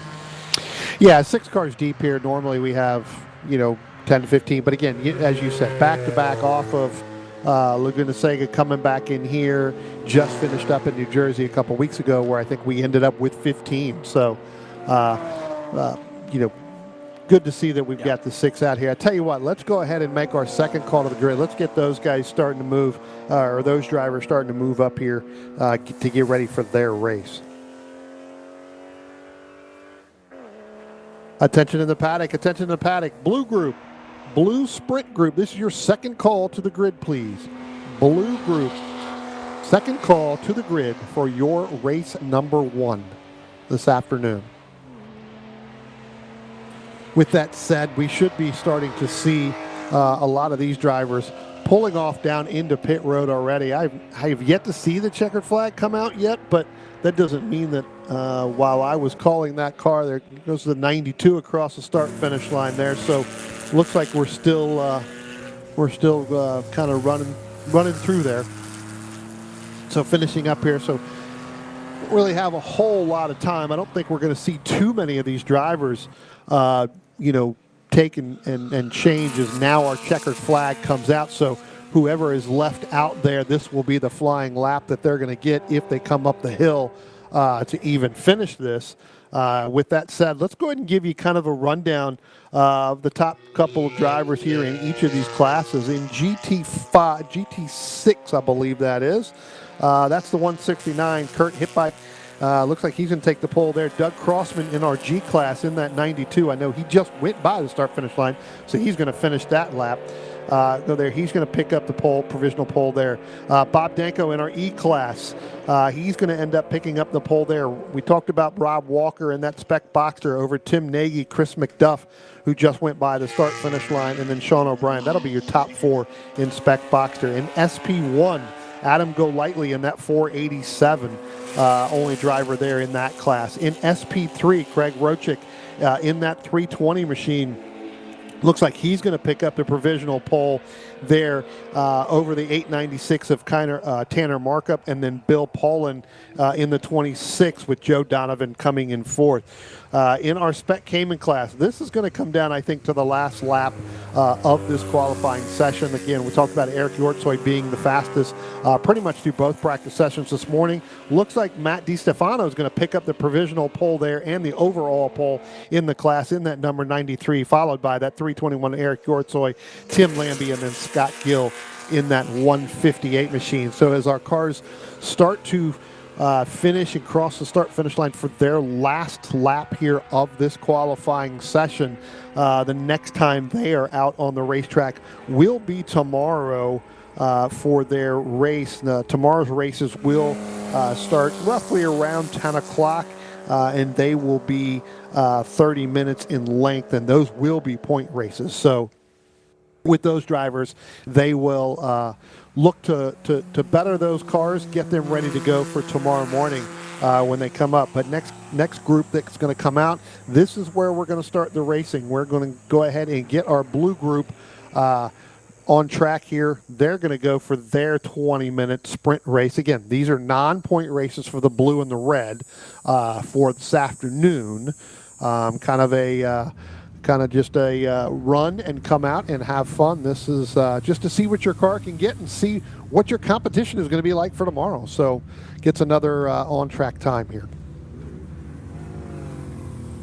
So with that said, let's go ahead and we'll make one final call here for that blue group. Make sure that they're on the grid.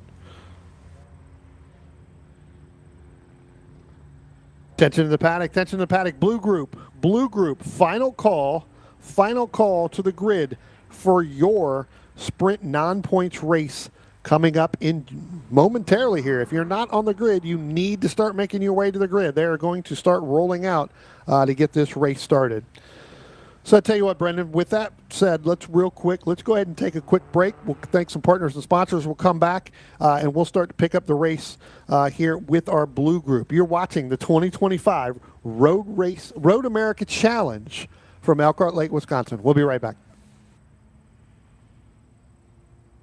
Pirelli and Porsche have been a winning combination around the racing world for years. Pirelli is proud to bring that relationship to PCA Club Racing yet again in 2025. Make sure to see the guys from Frisbee and find the right Pirelli tire for your vehicle, or check them out on the web at frisbeeracetire.com. Pirelli powers nothing without control. Based in New Jersey, Precision Motorsports, or PMR, is a supporter of club racing and a new national sponsor for 2025. From the latest Cup cars to 944 racers, PMR has supported them all here at the track. True experts in their craft and dedicated to performance. Find them on Facebook at Precision Motorsports. New for 2025, Isringhausen will be sponsoring the GTD 1, 2, and 3 classes. Our group here at Club Racing are thrilled to have them on board. Over the past 30 years, Isringhausen has become synonymous with quality vehicles and superb service. The Isringhausen way of doing business has been one of offering excellent products at fair prices, coupled with service that goes above and beyond what anyone would expect from a typical car dealership. We believe that good service is comprised of two components: a willing and helpful attitude, accompanied by competency in your field. We try to support an environment where each person who works here strives to serve each customer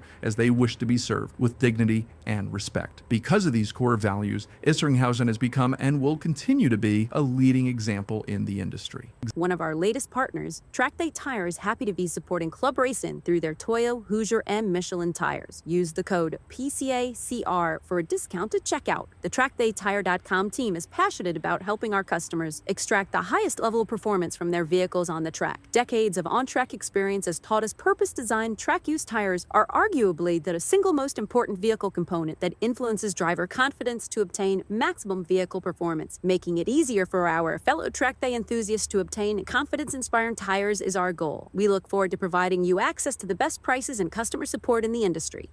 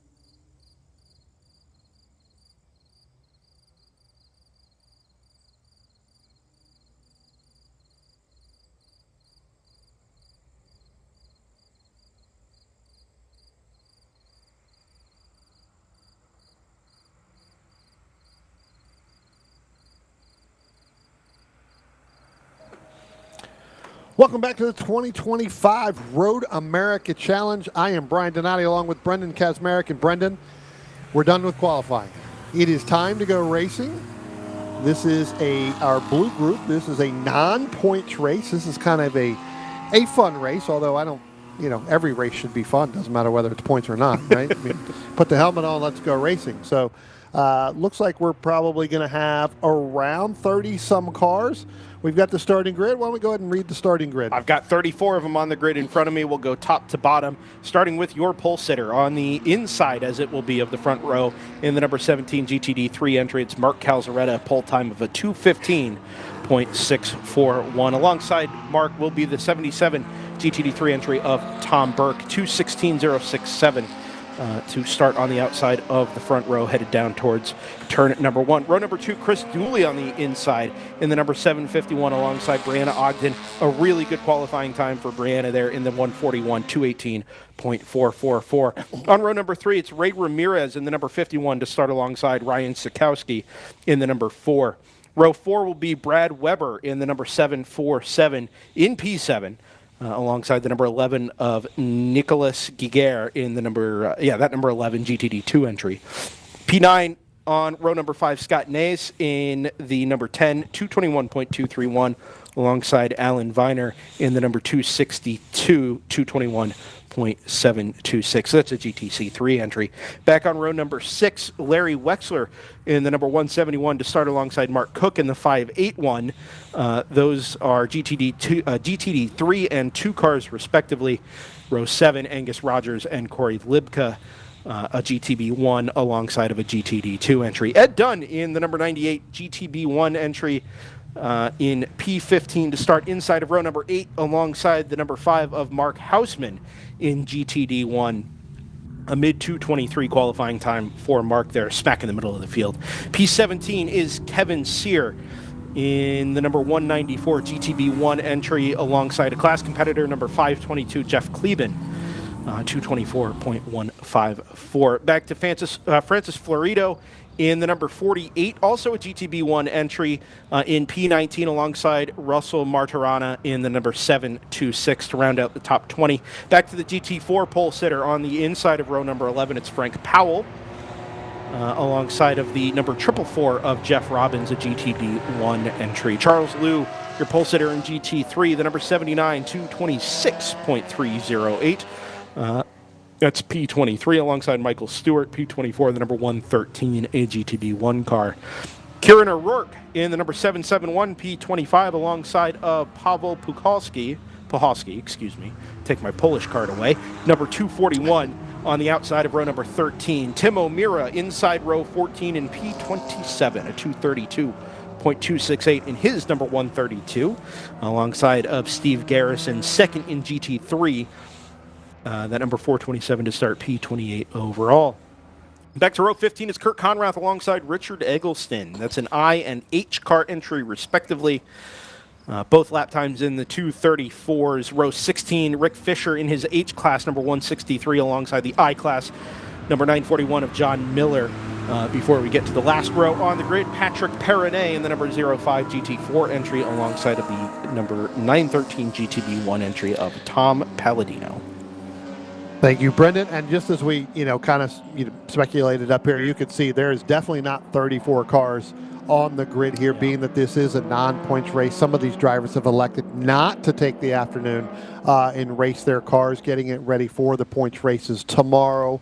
Again, it looks like we may end up with about 17. Yeah, it looks like we had Paul Pawlowski in that 241, just literally came off of, the pit road here as our other cars were kind of through turn number 7 and going out. There you go. You can see it right now coming up out of 6 going down into 7. So yeah, it's not a huge grade, as you said, non-points, but it is a mighty grade, including that 996 GT3 Cup after yours truly's heart here behind that beautiful sort of 917 liveried Porsche Exchange safety car. Yeah, got to thank Porsche Exchange of Highland Park for getting that, one of our platinum sponsors, getting that car up here. I know they had some challenges. I was expecting a good-looking one. I didn't expect fully liveried. That is fantastic. as here comes our field kind of up the hill here, waiting for our starter to give the green flag. And tell you what, gentlemen, when this race gets started, these drivers are definitely going to be all in. And here we are. We have the green flag here. And you get Brad Weber trying to move over Ryan Strakowski in that number 4 machine as they head down into turn 1, still side by side.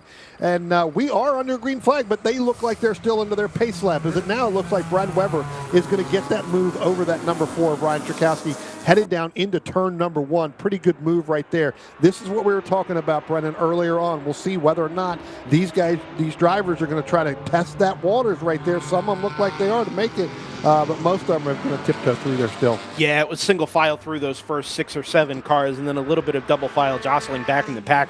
I'll tell you what, Brian, it was a really strong start on the outside for the 747 of Brad Weber. That Cayman is going to jump Ryan Strakowski in the number 4 and gap him by a good, well, let's call it 5 or 6 car lengths into the braking zone at turn number 5 for the first time. The GT3 Cup number 262 of Alan Viner on the outside looking for P3 headed up the hill. Is the move done? Yes, it is. So that yellow and black entry you see just headed into turn 7 now sets his sights on that 4 of Strakowski, having already dispatched of the 11 car of Nicholas Giguere and the 10 of Scott Nays, respectively.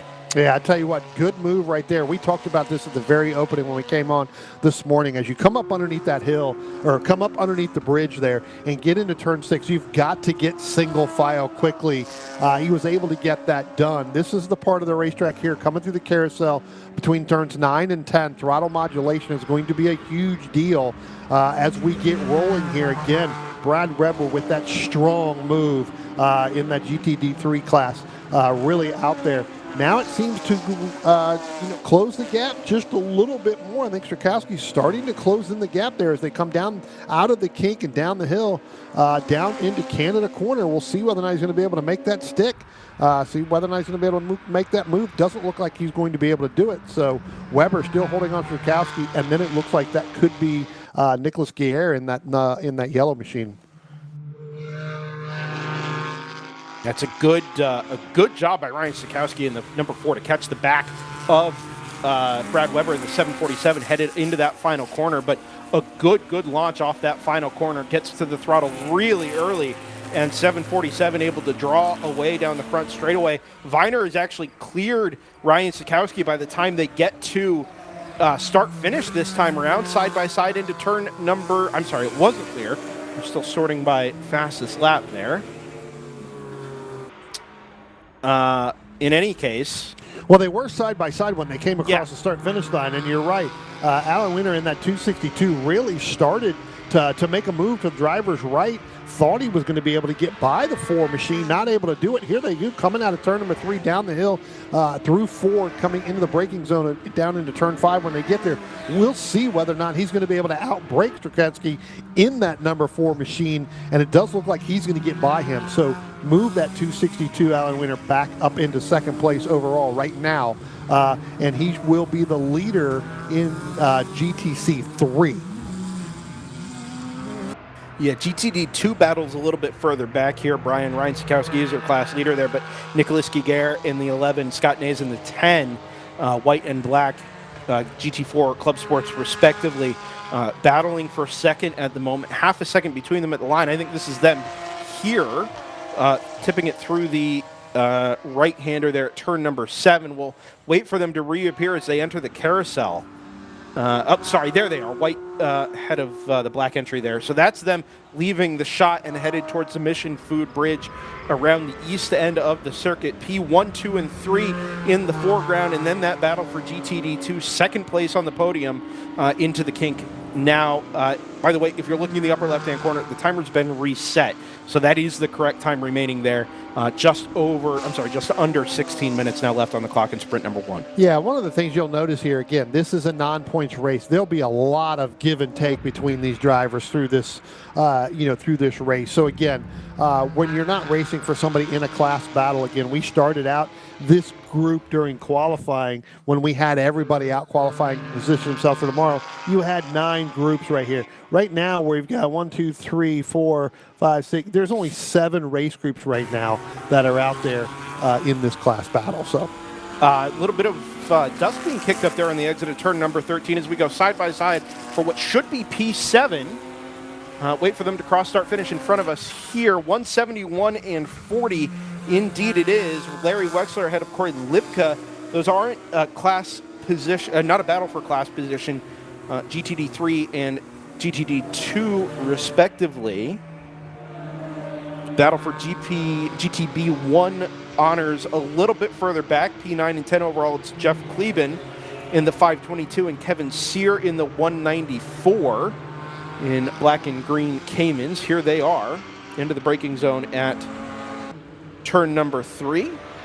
All the road being used up on corner exit there by Jeff Kleben, and Kevin Sear in the 194 will just duck into their draft down the long back straightaway. This run into the braking zone at turn number 5. Peak speeds here 130 plus miles an hour before you stand the car on its nose and bang it down through the gears into slowest corner on the track there at turn number 5. One of these things too is you'll notice here is that even if you're battling somebody there in front of you and it's really not a class battle at this point in time, look, you're going to be racing with them all weekend long. You may not have raced with them before, being from different regions and things like that, all come together as one of our cars get all the way over to driver's right.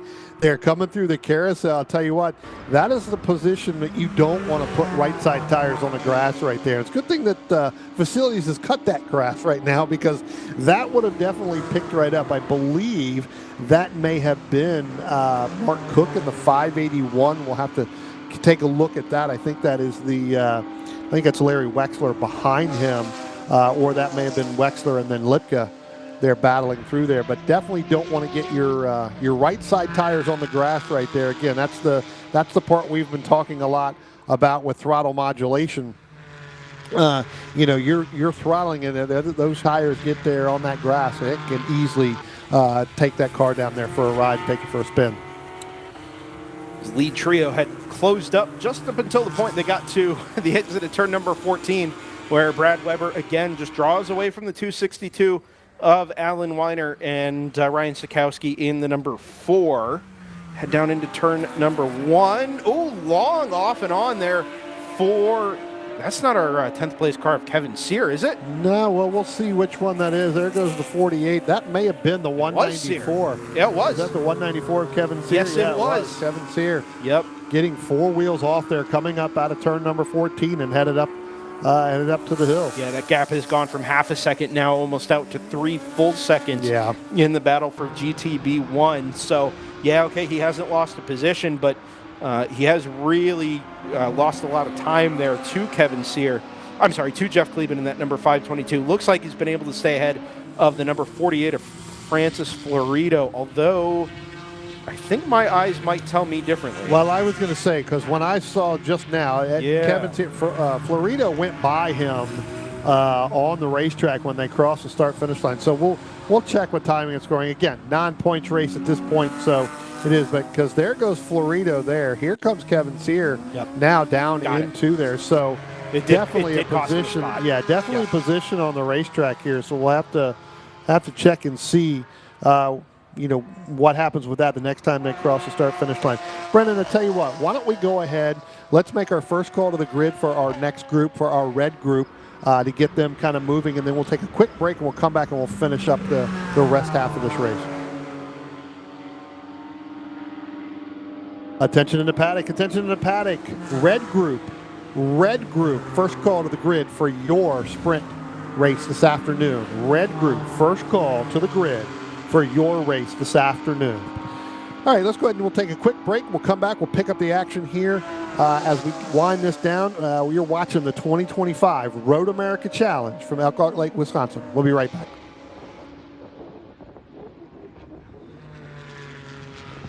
A household name in U.S. road racing for nearly 25 years, Toyo Tires has forged a reputation for winning, performance, and consistency. From the company's legendary Proxys RA1 to the two-groove Proxys RR, they have a history of getting drivers to the winner's circle. Their quality and performance extends beyond the track, offering owners a full line of premium tires for coupes to Cayennes. They are proud to build many of the tires right here in the United States at their state-of-the-art factory in Bartow County, Georgia. We thank them for their support of Porsche Club of America through club racing and the High Performance Driver Education Program. Be sure to check out their contingency program if you race SP1 or Spec Boxster. To learn more about the full line of Toyo tires, visit www.toyotires.com. Stable Energies takes pride in offering racers the very best in motorsport performance and safety equipment since 1978. Owner Bob Kikasik has been a PCA member for over 35 years and started club racing with PCA during its very first season. Located in northern New Jersey, Stable Energy stocks a wide variety of racing gear and motorsport products from top quality brands like O&P, Alpine Stars, Bell, Hans, Schroth, Paget, and Bray Kraus. Stable Energies is a master distributor for Recaro and the U.S. importer for safety devices roll cages, as well as the Eastern U.S. distributor for RSS Porsche performance parts. You can shop with Stable Energies on their website, stableenergies.com. You can call and speak to a knowledgeable salesperson. They're happy to answer any of your questions. Or you can have one-on-one personal attention at their retail location just 10 minutes from New York City. PCA members receive special deals, so be sure to mention PCA Club Racing. Whether your fire system needs to be serviced, you need advice about a new race seater radio system, or you want to try on the coolest looking new driver suits, Stable Energies has you covered. Motion Control Suspension, or MCS, has proven to be the evolution of premium motorsports damper systems. Their team is continuously developing and refining damper technology that is vastly different from other manufacturers, developed through hands-on involvement in GT and touring car racing. While their roots are in the highest levels of professional sports car racing, their products excel in all environments, from enthusiastic street driving to autocross track days to club racing and far beyond. MCS is much more than just a great product. They have many years of practical racing experience both on and off the track, extensive knowledge of vehicle dynamics, and an understanding of driver expectations and needs. MCS is proud to be a sponsor of Porsche Club Racing and invites you to lean on their expertise for setup support and consultation.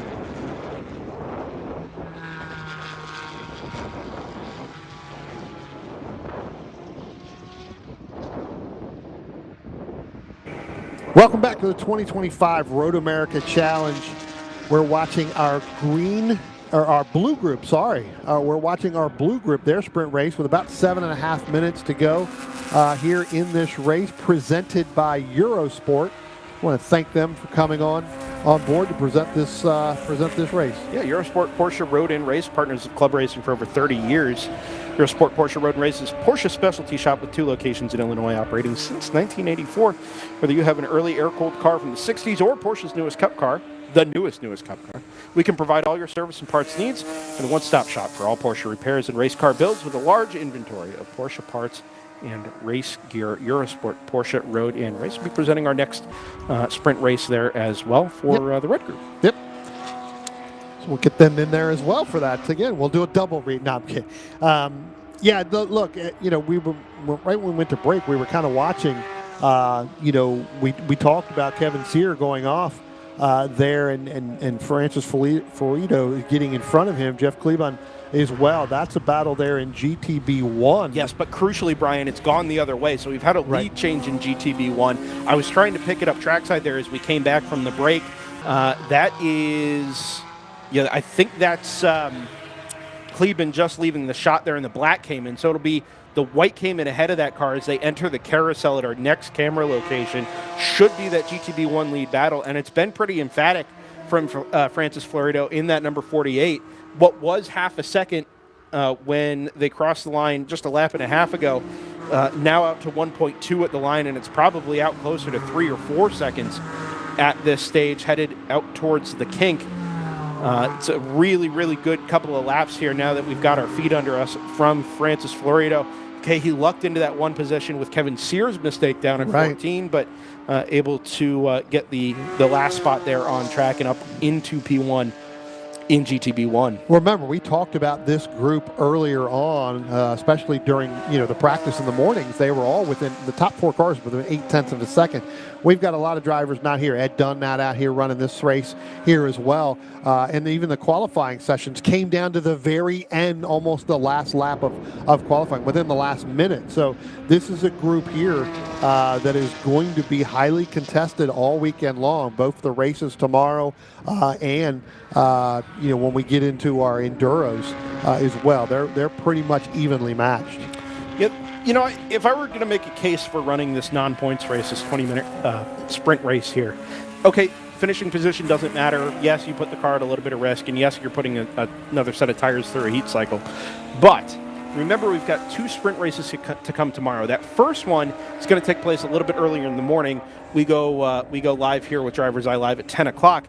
But our afternoon races are going to be held in conditions that are going to be vaguely similar to this. Exactly. Right? Absolutely. And if we're anticipating maybe a 15 to 20 degree temperature swing in between those sessions, maybe it's not that aggressive. Let's call it 10 to 15 degree temperature swing between those sessions, but more hours of sunlight being put into the track at a higher track temperature, getting out here and putting a few laps in, even if you're going to pull into the pits like the 522 of Jeff Kleben does as we speak, those extra couple of laps that help you feel out track conditions and maybe fine-tune your tire pressures, not worthless in this case. No, absolutely, 100%. Get everything you need. We're going to go side by side down in there. Yeah, it's a move for second overall. Yeah, that's Ryan Sikowski around the outside of Alan Viner. A really good move to put that Cayman around the outside of the 996 Cup, headed through the carousel. A little bit more power, I would think, out of that yellow 996. Shows the nose onto the way into the kink, but backs out of it.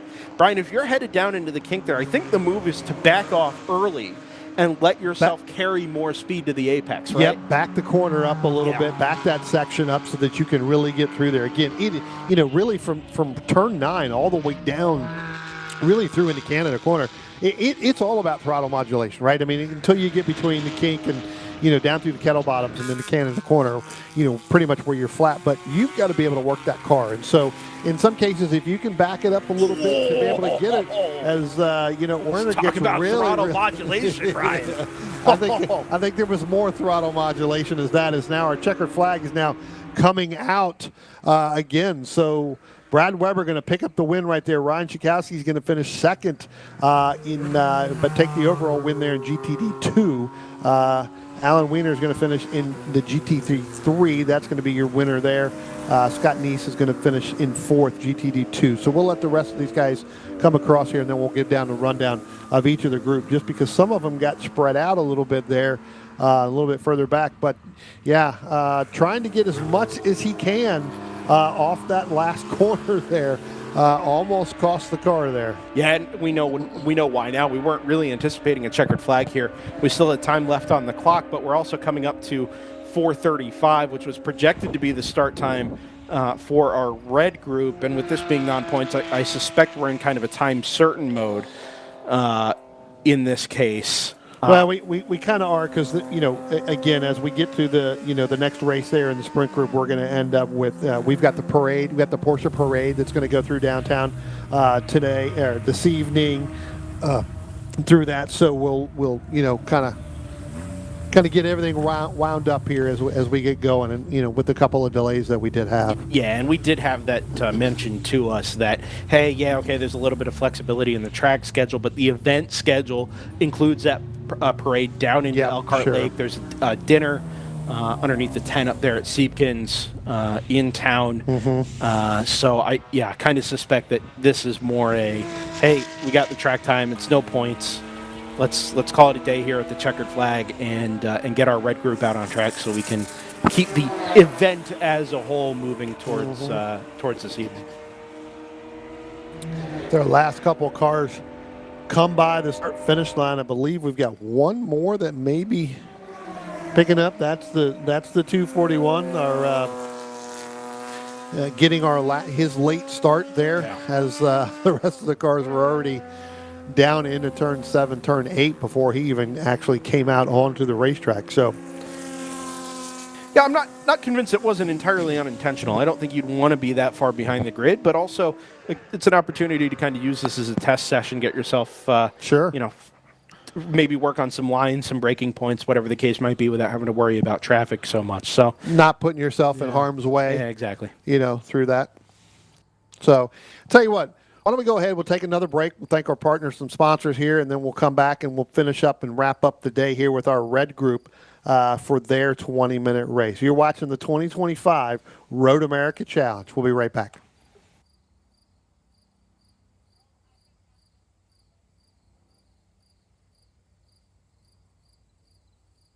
Partners of club racing for over 30 years, Eurosport Porsche Road and Race is a Porsche specialty shop with 2 locations in Illinois operating since 1984. Whether you have an early air-cooled car from the 60s or Porsche's newest cup car, we can provide all your service and parts needs. We are the one-stop shop for all of your Porsche repairs and race builds with a large inventory of Porsche parts and race gear. Apex Racing Performance, premier racing outfitters, provides racing equipment and product support to motorsports enthusiasts. A member of PCA since 1991, Clark Hammerly and his wife Linda both hold competitive racing licenses and install, use, and test the equipment they sell. This enables them to provide unbiased technical assistance on installation and use of their products. From helmets and race apparel to personal cooling and fire systems, Apex Performance also stocks performance friction brake pads for all Porsche applications. They invite you to visit their showroom in Merle's Inlet, South Carolina. Shop online at www.apexperformance.net, call toll-free, or view their track schedule online. Mention PCA Club Racing to receive a discount on your next purchase. Demon Speed Motorsports offers a full line of products for your race or track car. With their background in Porsche GT3 Cup cars, they bring the same quality and durability to the street and track replacement parts that they produce. These products include suspension links, motorsport-style center lock parts and kits, brake rotors, and wing uprights. Now, Good Arrow Wings and RacingTireWarmers.com are part of the Demon Speed family. With this, they now offer Good Arrow Wings with mounting solutions for most Porsche models. Racing Tire Warmers offer tire warmers to custom fit your race car to make you faster and safer on track. To learn more about Demon Speed Motorsports and see their great products, visit them at www.demonspeedmotorsports.com. Trailix Trailer sets the standard for super lightweight, superior craftsmanship, and extraordinary quality. If you need a trailer, whether it be enclosed or open, to tow your Porsche, Trailix should be your first and only choice. Trailix has many sizes to fit your Porsche perfectly, and their unique touches ensure that your trailer will be as functional as it is beautiful. Trailix Trailers sponsors the Novice Racer Award, a gift certificate given to the second-time racer who exemplifies the club racing spirit.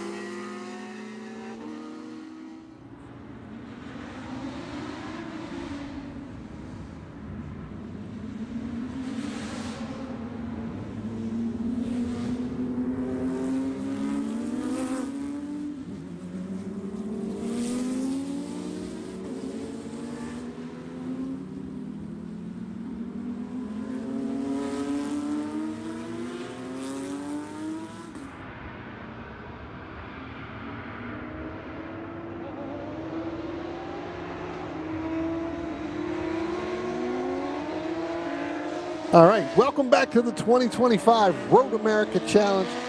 We're getting ready for our last group of the day, our red group. And Brendan, this is where we're going to see some times. Sometimes this is, we're starting to get a little bit cooler in the day here. These drivers were out kind of in the mid right around the afternoon time where it was the hottest part of the day, if you can even call it hot here.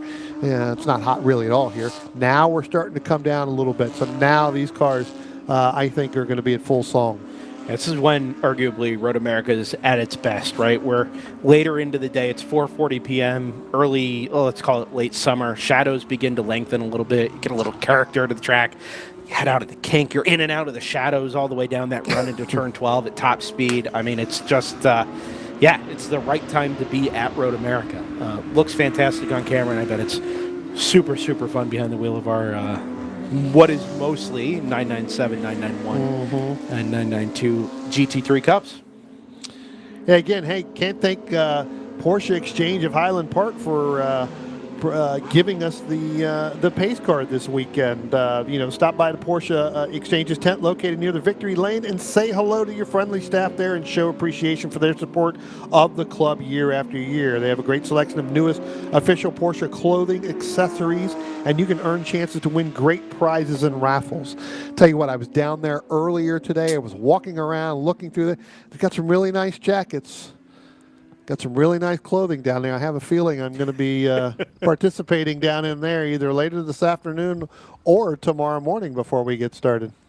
Lights still on that Porsche Exchange safety car headed up out of Canada Corner with a big old gap developing now. Yeah, well, we're going, double file right here. So there we go. Coming out of there, that pace car. We should be getting ready to go green here for this 20-minute race. Slightly bigger field than we saw last time out. Looks like we're about let's call it 14, 15 rows deep here, double file, headed into Bill Mitchell Bend at turn 13. I'll climb the hill to 14 and pop out the other side, headed towards that brand new drive-over bridge here in all its glory. NTT Data and Screaming Sicilian.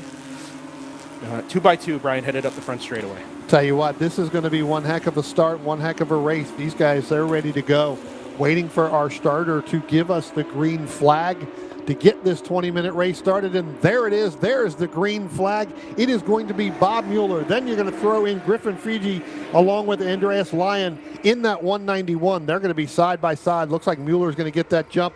And I tell you what, Brendan, we're going to go 2 wide. We're not only going to go 2 wide, we're going to go 3, maybe even 4. You've got to get single file as quickly as possible. Remember, I talked about at the beginning, when you come down through that turn 1, it is wide, but it shortens up right there in the grass. It looks like we may have a couple cars that have gone through that grass in order to keep through there in order to get back in line. Yeah, tense moments, Brian. Cold tires, narrow track, and you're trying to scrap for position. Okay, yeah, we're not scoring points today, but this is your best opportunity to pick up a spot if that is your goal. You want no contact, of course, but we did see what I believe is Jeff Isringhausen in that old Wachenspiegel Manthey Porsche headed down towards turn number 5 now. Was up the inside, almost 3 wide, battling for 4th and 5th. Looks like he slipped back a couple of spots now towards, I have to bust out the other hand here to do some counting. Looks like P6 now. The car runs off drivers right into the paved runoff there, top of turn 6. Oh, getting ready to come back on in front. And then we got one car definitely getting hard on the brakes there. I'm wondering if that may be in, let's see that. I don't know if that was Joseph Viola that got on there in that 62 machine. Joseph normally runs the 262 machine in that blue and yellow. I think that was Joseph Viola in that 62. Had to get hard on the brakes when that car came back through and back onto the racetrack. So we'll let that sort out a little bit, but Bob Mueller started to open up over this field quite a bit. Bob Mueller always looking to get on track time. We noticed that earlier today and mentioned that as well. Yeah, Bob Mueller obviously has a ton of experience, got a super fast car. You know what else Bob Mueller has? Traction control and ABS. And while normally you'd see, a GT3 spec car, an FIA GT3 spec car, out in a field of other GT3 spec cars, in this case, we're up against mostly Cup cars, which don't have the same level of electronic aids built into them. This first lap, straight off the green flag, coldish tires anyway, that's where that TC and ABS, those electronic driver aids, really, really come into their own. And indeed, across the start-finish line on lap number 1, nearly 4 seconds clear of the GTC 8-liter Griffin Fuji in the number 270. Yeah, Kevin Ralph sitting in third, Andreas Lyon fourth. I tell you what, you were talking about Jeff Isringhausen. I think he put himself in a position there a little bit where now he's dropped all the way back down into 7th overall. And in GTA 2, with him, drops him back a little bit further from Kevin Roush in that 960 machine. So again, trying to make some moves early on, started to get up through there where you're talking about in turn 5, but just wasn't able to handle it. Now we've got one car going off. Is that the Isringhausen? No, car? I think that's Tom Rogers in the number 44 GT4 RS Club Sport. One of the few Caymans we've got in this field, goes for a long 360 and some change there out in the grass off driver's left. That's a weird place to end up, Brian. A lot of times you get it wrong down there at turn number 3. You're kind of skating off through the gravel straight off in the runoff. That looked like it was on complete exit. It looked like it was on complete exit. I wonder if there may have been potentially some contact there between two drivers trying to fight for the same position. Because you're right, Brendan. That is a spot where you're almost back on the throttle. The car's almost straight in order to make that swing right there. Yep. And dives up the inside of one of the 992s there, headed into turn number 7. So ground to make up. Fortunately, Brian, again, this is a non-points race, so it's not like he's putting himself in a bad position as such. If anything, maybe it's just more cars to pass. Right, exactly. And therefore more fun, I guess is how you spin that. But, no harm, no foul there in the end for Tom Rogers in the number 44. Again, other than, like you said, you really got to come back from the back and try to see where the car is. And, wouldn't be surprised if there was potential contact, if he doesn't come down pit road, to have his team look at it just to make sure there's nothing else that may be rubbing and everything else. When you go off in the grass, although it didn't seem like there was a whole lot really going on there, sometimes grass and everything gets caked up underneath there and you end up with a different problem. Forget Bob Mueller out in the front of the field. That number 28 991 is scooted away at the front. This battle for 2nd, 3rd, and 4th overall, however, is going to rage on. It's Griffin Fuji leading Kevin Roush in the number 960, Andres Leon in 3rd. Is that a move for 2nd place done on the way into turn number 3? I believe so. Yes, that it is. Like Kevin Roush trying to make that move. That's a strong move coming out of turn 2, up over the hill, down the hill. Yep. Let's slide further back now that move has been made. Another battle pack forming here. P5, 6, and 7. That's Greg Esikoff in the 71 ahead of Cliff Kayer in the 08. And then that 159 of Jeff Isringhausen back there in P7. So if you don't focus in too much on the class battles, these battles between overall positions are actually pretty compelling here. With 14 and a half minutes or so left on the clock. It gives us something to kind of watch out for over the rest of this non-point sprint race number 1. Yeah, again, Joseph Viola, they're pulling up. Talked about him earlier. He's starting to come up on the back of Jeffrey, on Jeff Isringhausen, along with Cliff Kayer in that 08. Again, Viola, he won one of the Enduros early on in the season, I believe, down at Sebring, the very first race we did. So, Joseph still running here this year, really trying to make that points battle and trying to close that gap. Backpack there, there it is, P5, 6, and 7 closing up again on the way into the kink. Plenty of room being left by P5 and P7 there. P6, Cliff Kayer taking that 08 car all the way out to the exit curb there at turn number 11. That's a real commitment corner. Quick breathe of the throttle there. Get the car turned in and then settle the car on the rear tires. And let it track all the way out, if you dare. You can only go so far. There is some track limits here that you have, and so some of those that you try to you try to work as much as you can to get to those. But as you can see here, coming off turn 14, that track limit. There's that dip. There's that hole right there that's off driver's left. That's really where you want to point the car. Sorry, side by side across the start-finish line. I think it's Woody Witchard and Nick Plasenik in the 212 and 41, respectively, side by side down into turn number 1. And I think that's Woody Witchard up the inside in that case, defending from Plasenik. And they'll follow back in single file. Very confusing livery on that Plasenik car. Looks like a mostly German flag on the base of the car, and then they threw the Italian flag on the back. Yeah, on the rear wing there for good measure. has me very, very confused. Maybe the front came from the German side of it, and the Italian part of it came from the rear end there. So the Alpine. Yeah, exactly. But a pretty good power move there by Woody Woodward. I know when they came up out of turn 14 and they headed up by the start-finish line, he had that position by 4/1000ths of a second. So, pretty good battle. So again, this is a battle not in class. This is GTA 4 between Woody Woodward and Nick Plesanik in the 41 there.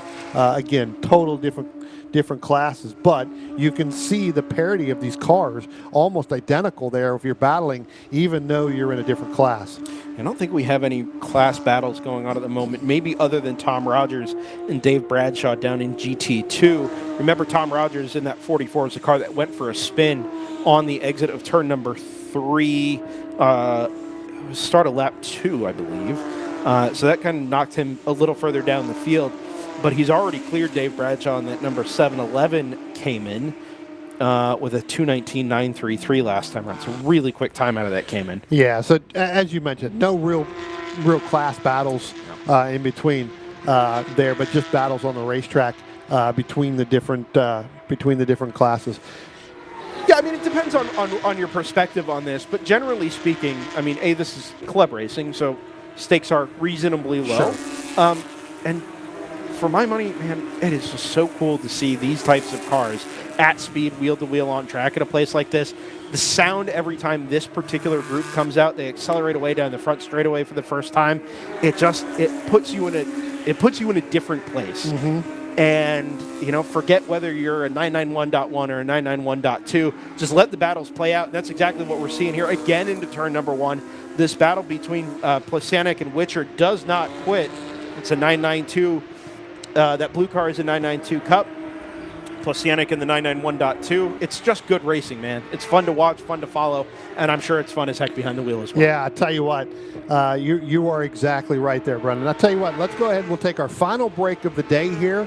We'll come back, we'll pick up the action here. We'll follow that Woody Woodward and Nick Plesanik battle here. That is for 9th and 10th overall. You're watching the 2025 Road America Challenge. We'll be right back.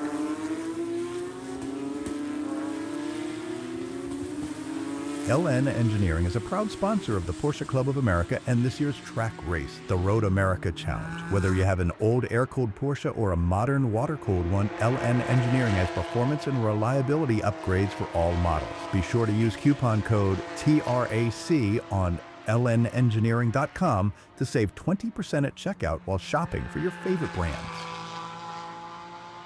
Kansas City region is excited to host their second annual club race in the rolling hills of the Ozarks. The 2025 Race the Roller Coaster Club Race will be held on September 27th and 28th at Ozark International Raceway. The challenging 3.97-mile, 19-quarter course has almost 1,500 feet of combined elevation change per lap. The track is in Gravois Mills, Missouri, a few hours from Kansas City. There will be 3 sprint races, one on Saturday, followed by a happy hour with drinks and refreshments, and 2 on Sunday. Both days will have charity parade laps during lunch and give friends and family a taste of the roller coaster. The points races at this club race will earn points towards the 2025 Mid-America Series as well as the 2025 PCA National Championship Point Series. Register at clubregistration.net.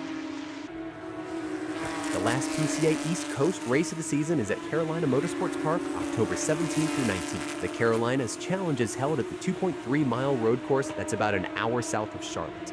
The event will feature the vintage class runoffs, 3 sprint races, and a 65-minute endurance race on Sunday. Wind down after Friday's practice with a social presented by Narrow Escape Motorsports, and after Saturday's sprint races, enjoy the award ceremony in full Southern hospitality with music and barbecue. Visit clubregistration.net to sign up.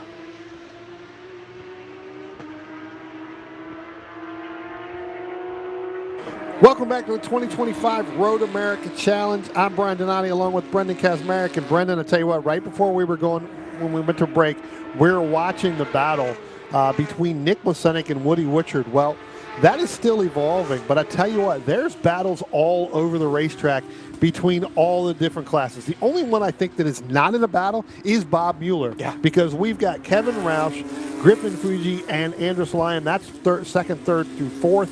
They're battling. Then you got to go back to Greg Estikoff, Cliff Kyer, Jeff Isringhausen. They're battling. Viola is just a little bit further back. Then you get to that Nick Plesenik and Woody Woodward battle. That's right there on your screen. Again, it looks like Plesenik is going to get back in front of Woody Woodward, but I tell you what, it's going to come all the way down to the end with about 7 minutes to go. Yeah, it's the group behind him now that's providing the intrigue. Wayne Ducote in the number 80, Eric Meese in the 361, Steve Parker in the number 7. Again, not in-class battles, but as there goes the Isringhausen group through the kink. That battle for what's going to be P11, 12, and 13 overall. Really, really compelling. There they are out in the distance. Too wide. Up the inside goes the Meese car. Shows the nose on Ducote, but the move is not done. It's going to balk them both very badly, and this gives Steve Parker in that number 7 a chance off the exit of the kink. I think even he got held up by those two cars battling at the apex. Yeah. I think the opportunity there was, like we talked about earlier, roll out of the throttle early, let them do their thing up there, and then come back and try and maximize your mid-corner speed to get the run on corner exit. Didn't quite work out the way he would have planned there, but yeah, the opportunity is definitely going to be there if they continue to battle like this down for P11. Well, I tell you what, William Oliver, I believe, in that 058, a little bit further back, right there just now coming through the screen. I'll tell you what, Brendan, he is the one who is kind of sitting back now as it looks like Steve Parker is going to get in front of Wayne Ducote and William Oliver there as they go through. So, again. I'd like to just jump up to the battle for P2 at the moment because that is our other trio that is really providing some intrigue at the moment. We can find them on camera, Jordan. It's Kevin Roush ahead of Griffin Fuji. That move was done a couple of laps ago. Andres Leon in the number 191 is maybe the most interesting out of that group of cars, particularly because Andres, other than Bob Mueller, way out in front of everybody, is the fastest car on track. Yeah, so that right there, that is the Kyer, Eskoff, and Isringhausen. So Correct. A little bit further in that. So Kevin Roush is in the green and black and the white, 960, and then Griffin Fuji is in the all red with the black nose. They were just on in the between. front. I believe that's them right here. Yep, they were just in between cameras there, but we got them here headed under the Mission Foods bridge. Is that? No, Leon has not cleared Fuji. No, he is not. He's about two car lengths back as they come out through the kink. Leon, we're going to come to the checkered flag here. So this is the last lap for all of these groups. A couple of minutes left on the clock, but we've got that hard stop at 5 o'clock today. So Bob Mueller is going to take the win overall, and of course in GTA 3 as well. This next group of cars, last run out of turn number 13, will head towards turn 14 for the final time. Wait for them to appear from the right side of our shot. No changes out of the final corner. I think it's safe to say this one is going to finish in the status quo up towards the TireRack.com start-finish line. Let's pick up the next group, Jordan. That'll be the Kyer, Esikoff, and Isringhausen group.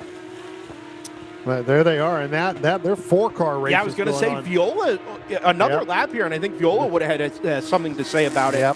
As well as it happens, it's the checkered flag, and they're going to come through in the status quo. There's that next group we followed with Plesenik and Wichard in that order up the front straightaway. And then we should there's Ducote and Oliver, but where is Meat? What's happened here? Well, we should be seeing Steve Parker right there. There they go, right there. So there's Parker. There's Oliver. Wayne Ducote. There's Ducote. He fell way back. Yeah, lost 2 spots. Yeah. And Meese. Yep. I wonder if there was a bit of contact there between Ducote and Meese, and that allowed Oliver to jump them both, because William Oliver in the 058 was not a part of that.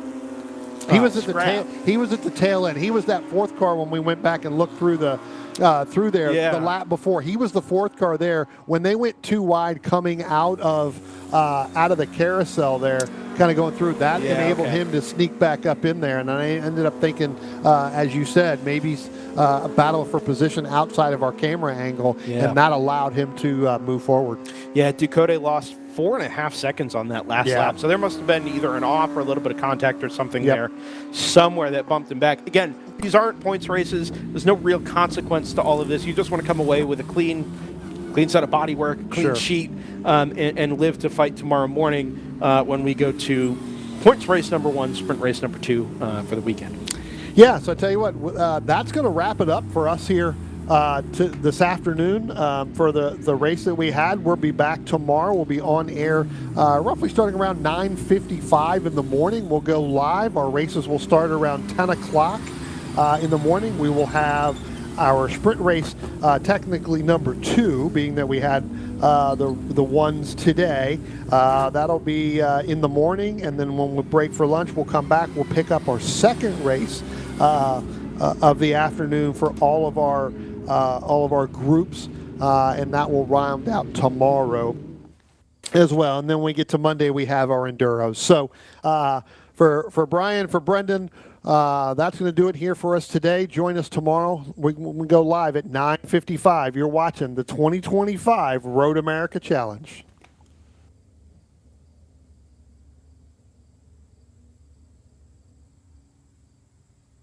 Pirelli and Porsche have been a winning combination around the racing world for years. Pirelli is proud to bring that relationship to PCA Club Racing yet again in 2025. Make sure to see the guys from Frisbee and find the right Pirelli tire for your vehicle, or check them out on the web at frisbeeracetire.com. Pirelli powers nothing without control. When you pack up from the raceway and head home on the highway, remember that the engineering excellence Michelin strives for in racing is applicable to our passenger and light truck tires too. Michelin is proud to continue its national sponsorship of Porsche Club of America and Club Racing. Michelin, because so much is riding on your tires. Looking to decrease lap times on the track without an engine overhaul? GT Racing has a wide range of fiberglass and carbon fiber body panels, along with European racing headers, exhaust systems to lighten your car and accelerate all the potential horsepower of your engine. Time for a change? Convert your 944 into a turbo or a 924 GT, or your 911 to a 911 RS, RSR, or 935. Talk with Joel at GT Racing. He'll help you choose the winning combination of lightweight Porsche parts and header systems to set you on the right track. GT Racing is your one-stop shop for your Porsche needs. GT Racing is a national sponsor and proudly sponsors tech inspections at PCA Club races. GT Racing also sponsors the Best Repaired Car Award, a $100 gift certificate at each race. Call Joel at GT Racing today at 1-800-797-2911 or find us on the web at www.gt-racing.com. Our first club racing sponsor, Porsche Cars North America, funds the club racing news and sponsors the Workers' Choice Award, considered the most prestigious award given at a club race. Thank you to PCNA for offering vital support to our club racing program. At Hankook Tire, we strive to create a universal moment when the car and driver become one. Our aim is to develop a safer, more pleasant, and more comfortable driving experience from the moment the driver turns on the engine. Through strong braking power, smooth handling, driving comfort, and guaranteed safety, Hankook products deliver an authentic driving experience beyond mobility. Our tires provide total control of speed and direction while ensuring safety and comfort on the road. Embrace driving emotion and embrace the feel and excitement of being behind the wheel with Hankook Tire. Hankook competition tires are the perfect match of performance and longevity. Visit hankookmotorsports.com to buy today.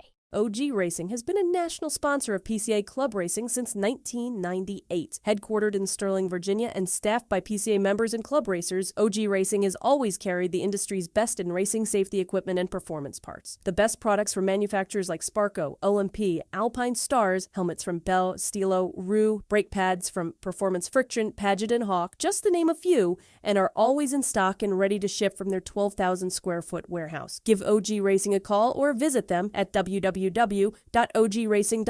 and sign up for their newsletter. We're not just a one-off experience, we're a call to freedom. We're a place in people's minds where everyone can unleash their wild side with a passport to a world of possibilities, a spirit that breaks all the rules, uniting the famously bold and spirited essence of tequila from Mexico with the much-loved richness of peanut butter. Manibal is the bold embodiment of the party animal within us all. Here is where the ethics starts. Tequila can be purchased nationwide at manibaltequila.com. Club Reg is a supporter of PCA Club Racing and the provider of all registration for each of our races. ClubRegistration.net is a unique service because we put all of our customers first. You can use our services for free or with a small credit card handling fee. How can you go wrong? Included with both are custom solutions tailored to meet your needs. Find out more information at ClubRegistration.net.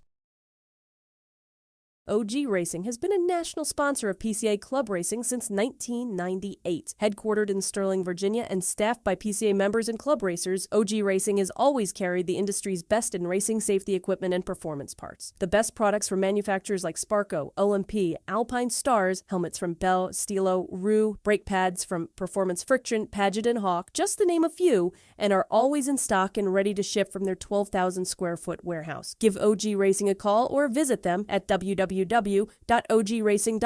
and sign up for their newsletter. About to hit the track without coverage for your car? Buy HPDE insurance in minutes at LockedInMotorsports.com. Whether you drive a 911 or a Boxster, protect your car against physical damage during HPDE and track day events with HPD insurance from Locked In Motorsports, administered by Locked In Affinity. Coverage includes modifications you've done to your car, 2 drivers at each event, demonstration laps your instructor drives, and more. Worried about the trip home? Locked In Motorsports also offers off-track insurance for your non-licensed race car or track car while in transit, in storage, and in the paddock, plus options for your trailer, equipment, and tools. Insure your Porsche today at LockedInMotorsports.com. Miller's Oils is proud to be a Porsche Club Racing sponsor and to work with Racer's Edge as their North American distributor. Miller's Oils has been blending oil since 1887 and has an extensive product line for virtually every street or racetrack application. The technology implemented in Miller's engine oil and gear oils protects the wear surfaces of your engine and gear train on a microscopic level, significantly reducing friction and increasing the life of your engine and gear train. We encourage you to try Miller's and judge for yourself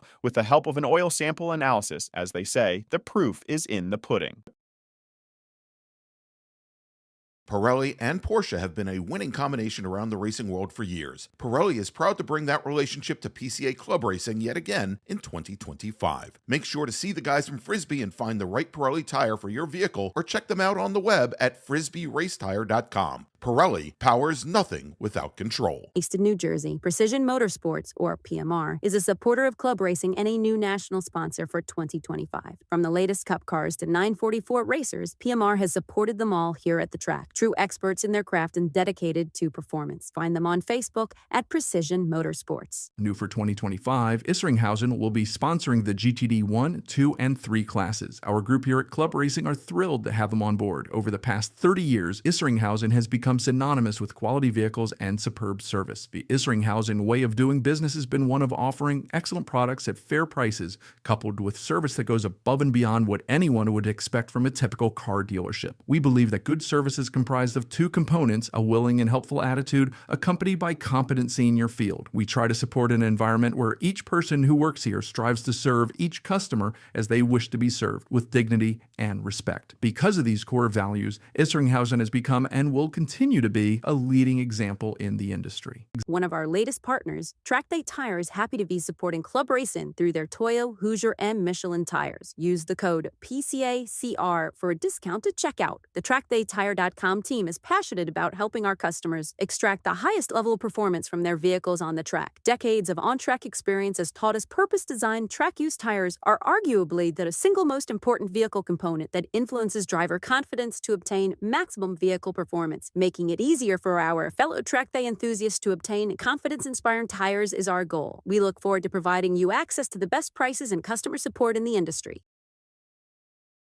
A household name in U.S. road racing for nearly 25 years, Toyo Tires has forged a reputation for winning, performance, and consistency. From the company's legendary Proxys RA1 to the 2-groove Proxys RR, they have a history of getting drivers to the winner's circle. Their quality and performance extends beyond the track, offering owners a full line of premium tires for coupes to Cayennes. They are proud to build many of the tires right here in the United States at their state-of-the-art factory in Bartow County, Georgia. We thank them for their support of Porsche Club of America through Club Racing and the high-performance driver education program. Be sure to check out their contingency program if you race SP1 or Spec Boxster. To learn more about the full line of Toyo tires, visit www.toyotires.com. Stable Energies takes pride in offering racers the very best in motorsport performance and safety equipment since 1978. Owner Bob Kikasik has been a PCA member for over 35 years and started club racing with PCA during its very first season. Located in northern New Jersey, Stable Energy stocks a wide variety of racing gear and motorsport products from top-quality brands like O&P,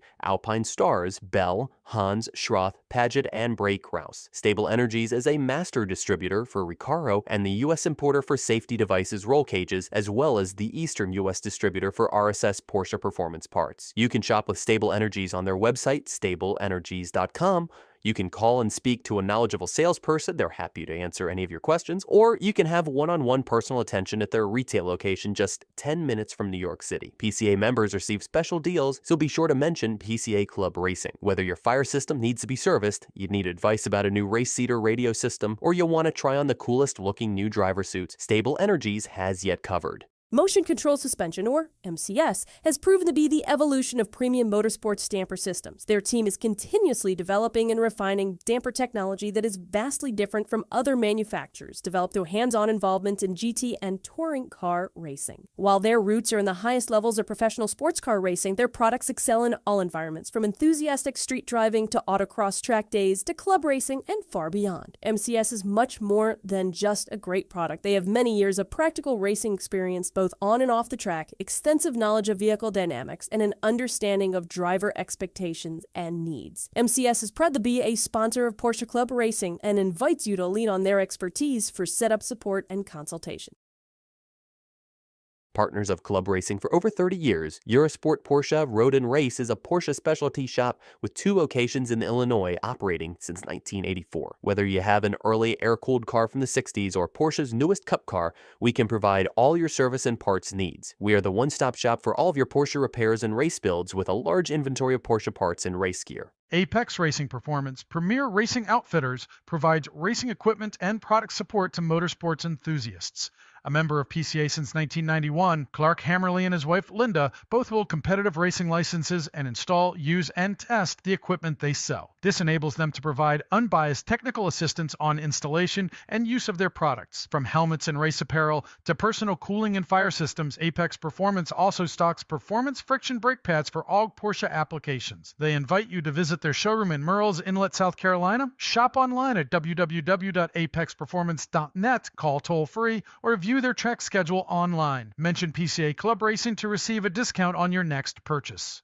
Demon Speed Motorsports offers a full line of products for your race or track car. With their background in Porsche GT3 Cup cars, they bring the same quality and durability to the street and track replacement parts that they produce. These products include suspension links, motorsport-style center lock parts and kits, brake rotors, and wing uprights. Now, Good Arrow Wings and RacingTireWarmers.com are part of the Demon Speed family. With this, they now offer Good Arrow Wings with mounting solutions for most Porsche models. Racing Tire Warmers offer tire warmers to custom fit your race car to make you faster and safer on track. To learn more about Demon Speed Motorsports and see their great products, visit them at www.demonspeedmotorsports.com. Trailix Trailer sets the standard for super lightweight, superior craftsmanship, and extraordinary quality. If you need a trailer, whether it be enclosed or open, to tow your Porsche, Trailix should be your first and only choice. Trailix has many sizes to fit your Porsche perfectly, and their unique touches ensure that your trailer will be as functional as it is beautiful. Trailix Trailers sponsors the Novice Racer Award, a gift certificate given to the second-time racer who exemplifies the club racing spirit.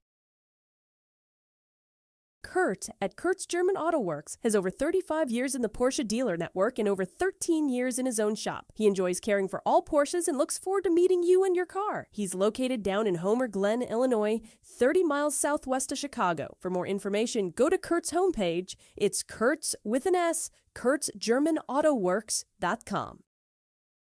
Get ready for Rocky Mountain Thunder, the PCA race at High Plains Raceway in Colorado on September 20th and 21st. Rocky Mountain Region hosted the very first PCA Club race in 1992 at Second Creek Racetrack, and the members of the Rocky Mountain Region take pride in this historic event. The region has run the race at Second Creek, at Pueblo Motorsports Park, and now at High Plains Raceway. This race will earn points towards the 2025 Mid-America Series, the 2025 West Coast Series, as well as the 2025 PCA National Championship Point Series. The race weekend will feature 2 30-minute sprint races on Saturday and a 65-minute endurance race on Sunday. Registration can be found at clubregistration.net.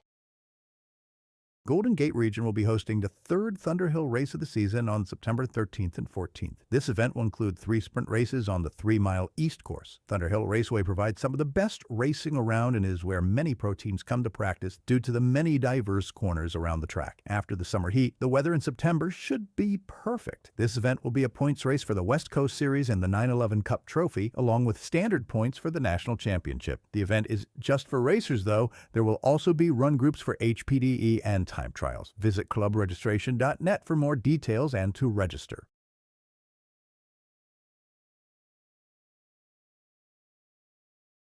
Far and Swit Watches is a proud sponsor of Porsche Club of America's Track Days. Looking for something to wear on your wrist and time your laps? The Illinois-based brand hand-assembles bold, retro-inspired timepieces in the Midwest. From cassette-themed digitals and solar-powered 80s designs to rugged Swiss automatic adventure watches, its collection celebrates nostalgia and sparks conversation. Committed to quality and distinctive style, Far and Swit crafts watches as unique as the people who wear them. Visit www.farandswit.com and use code PCA10 for 10% off your entire order. That's FARRAMDSWIT.com.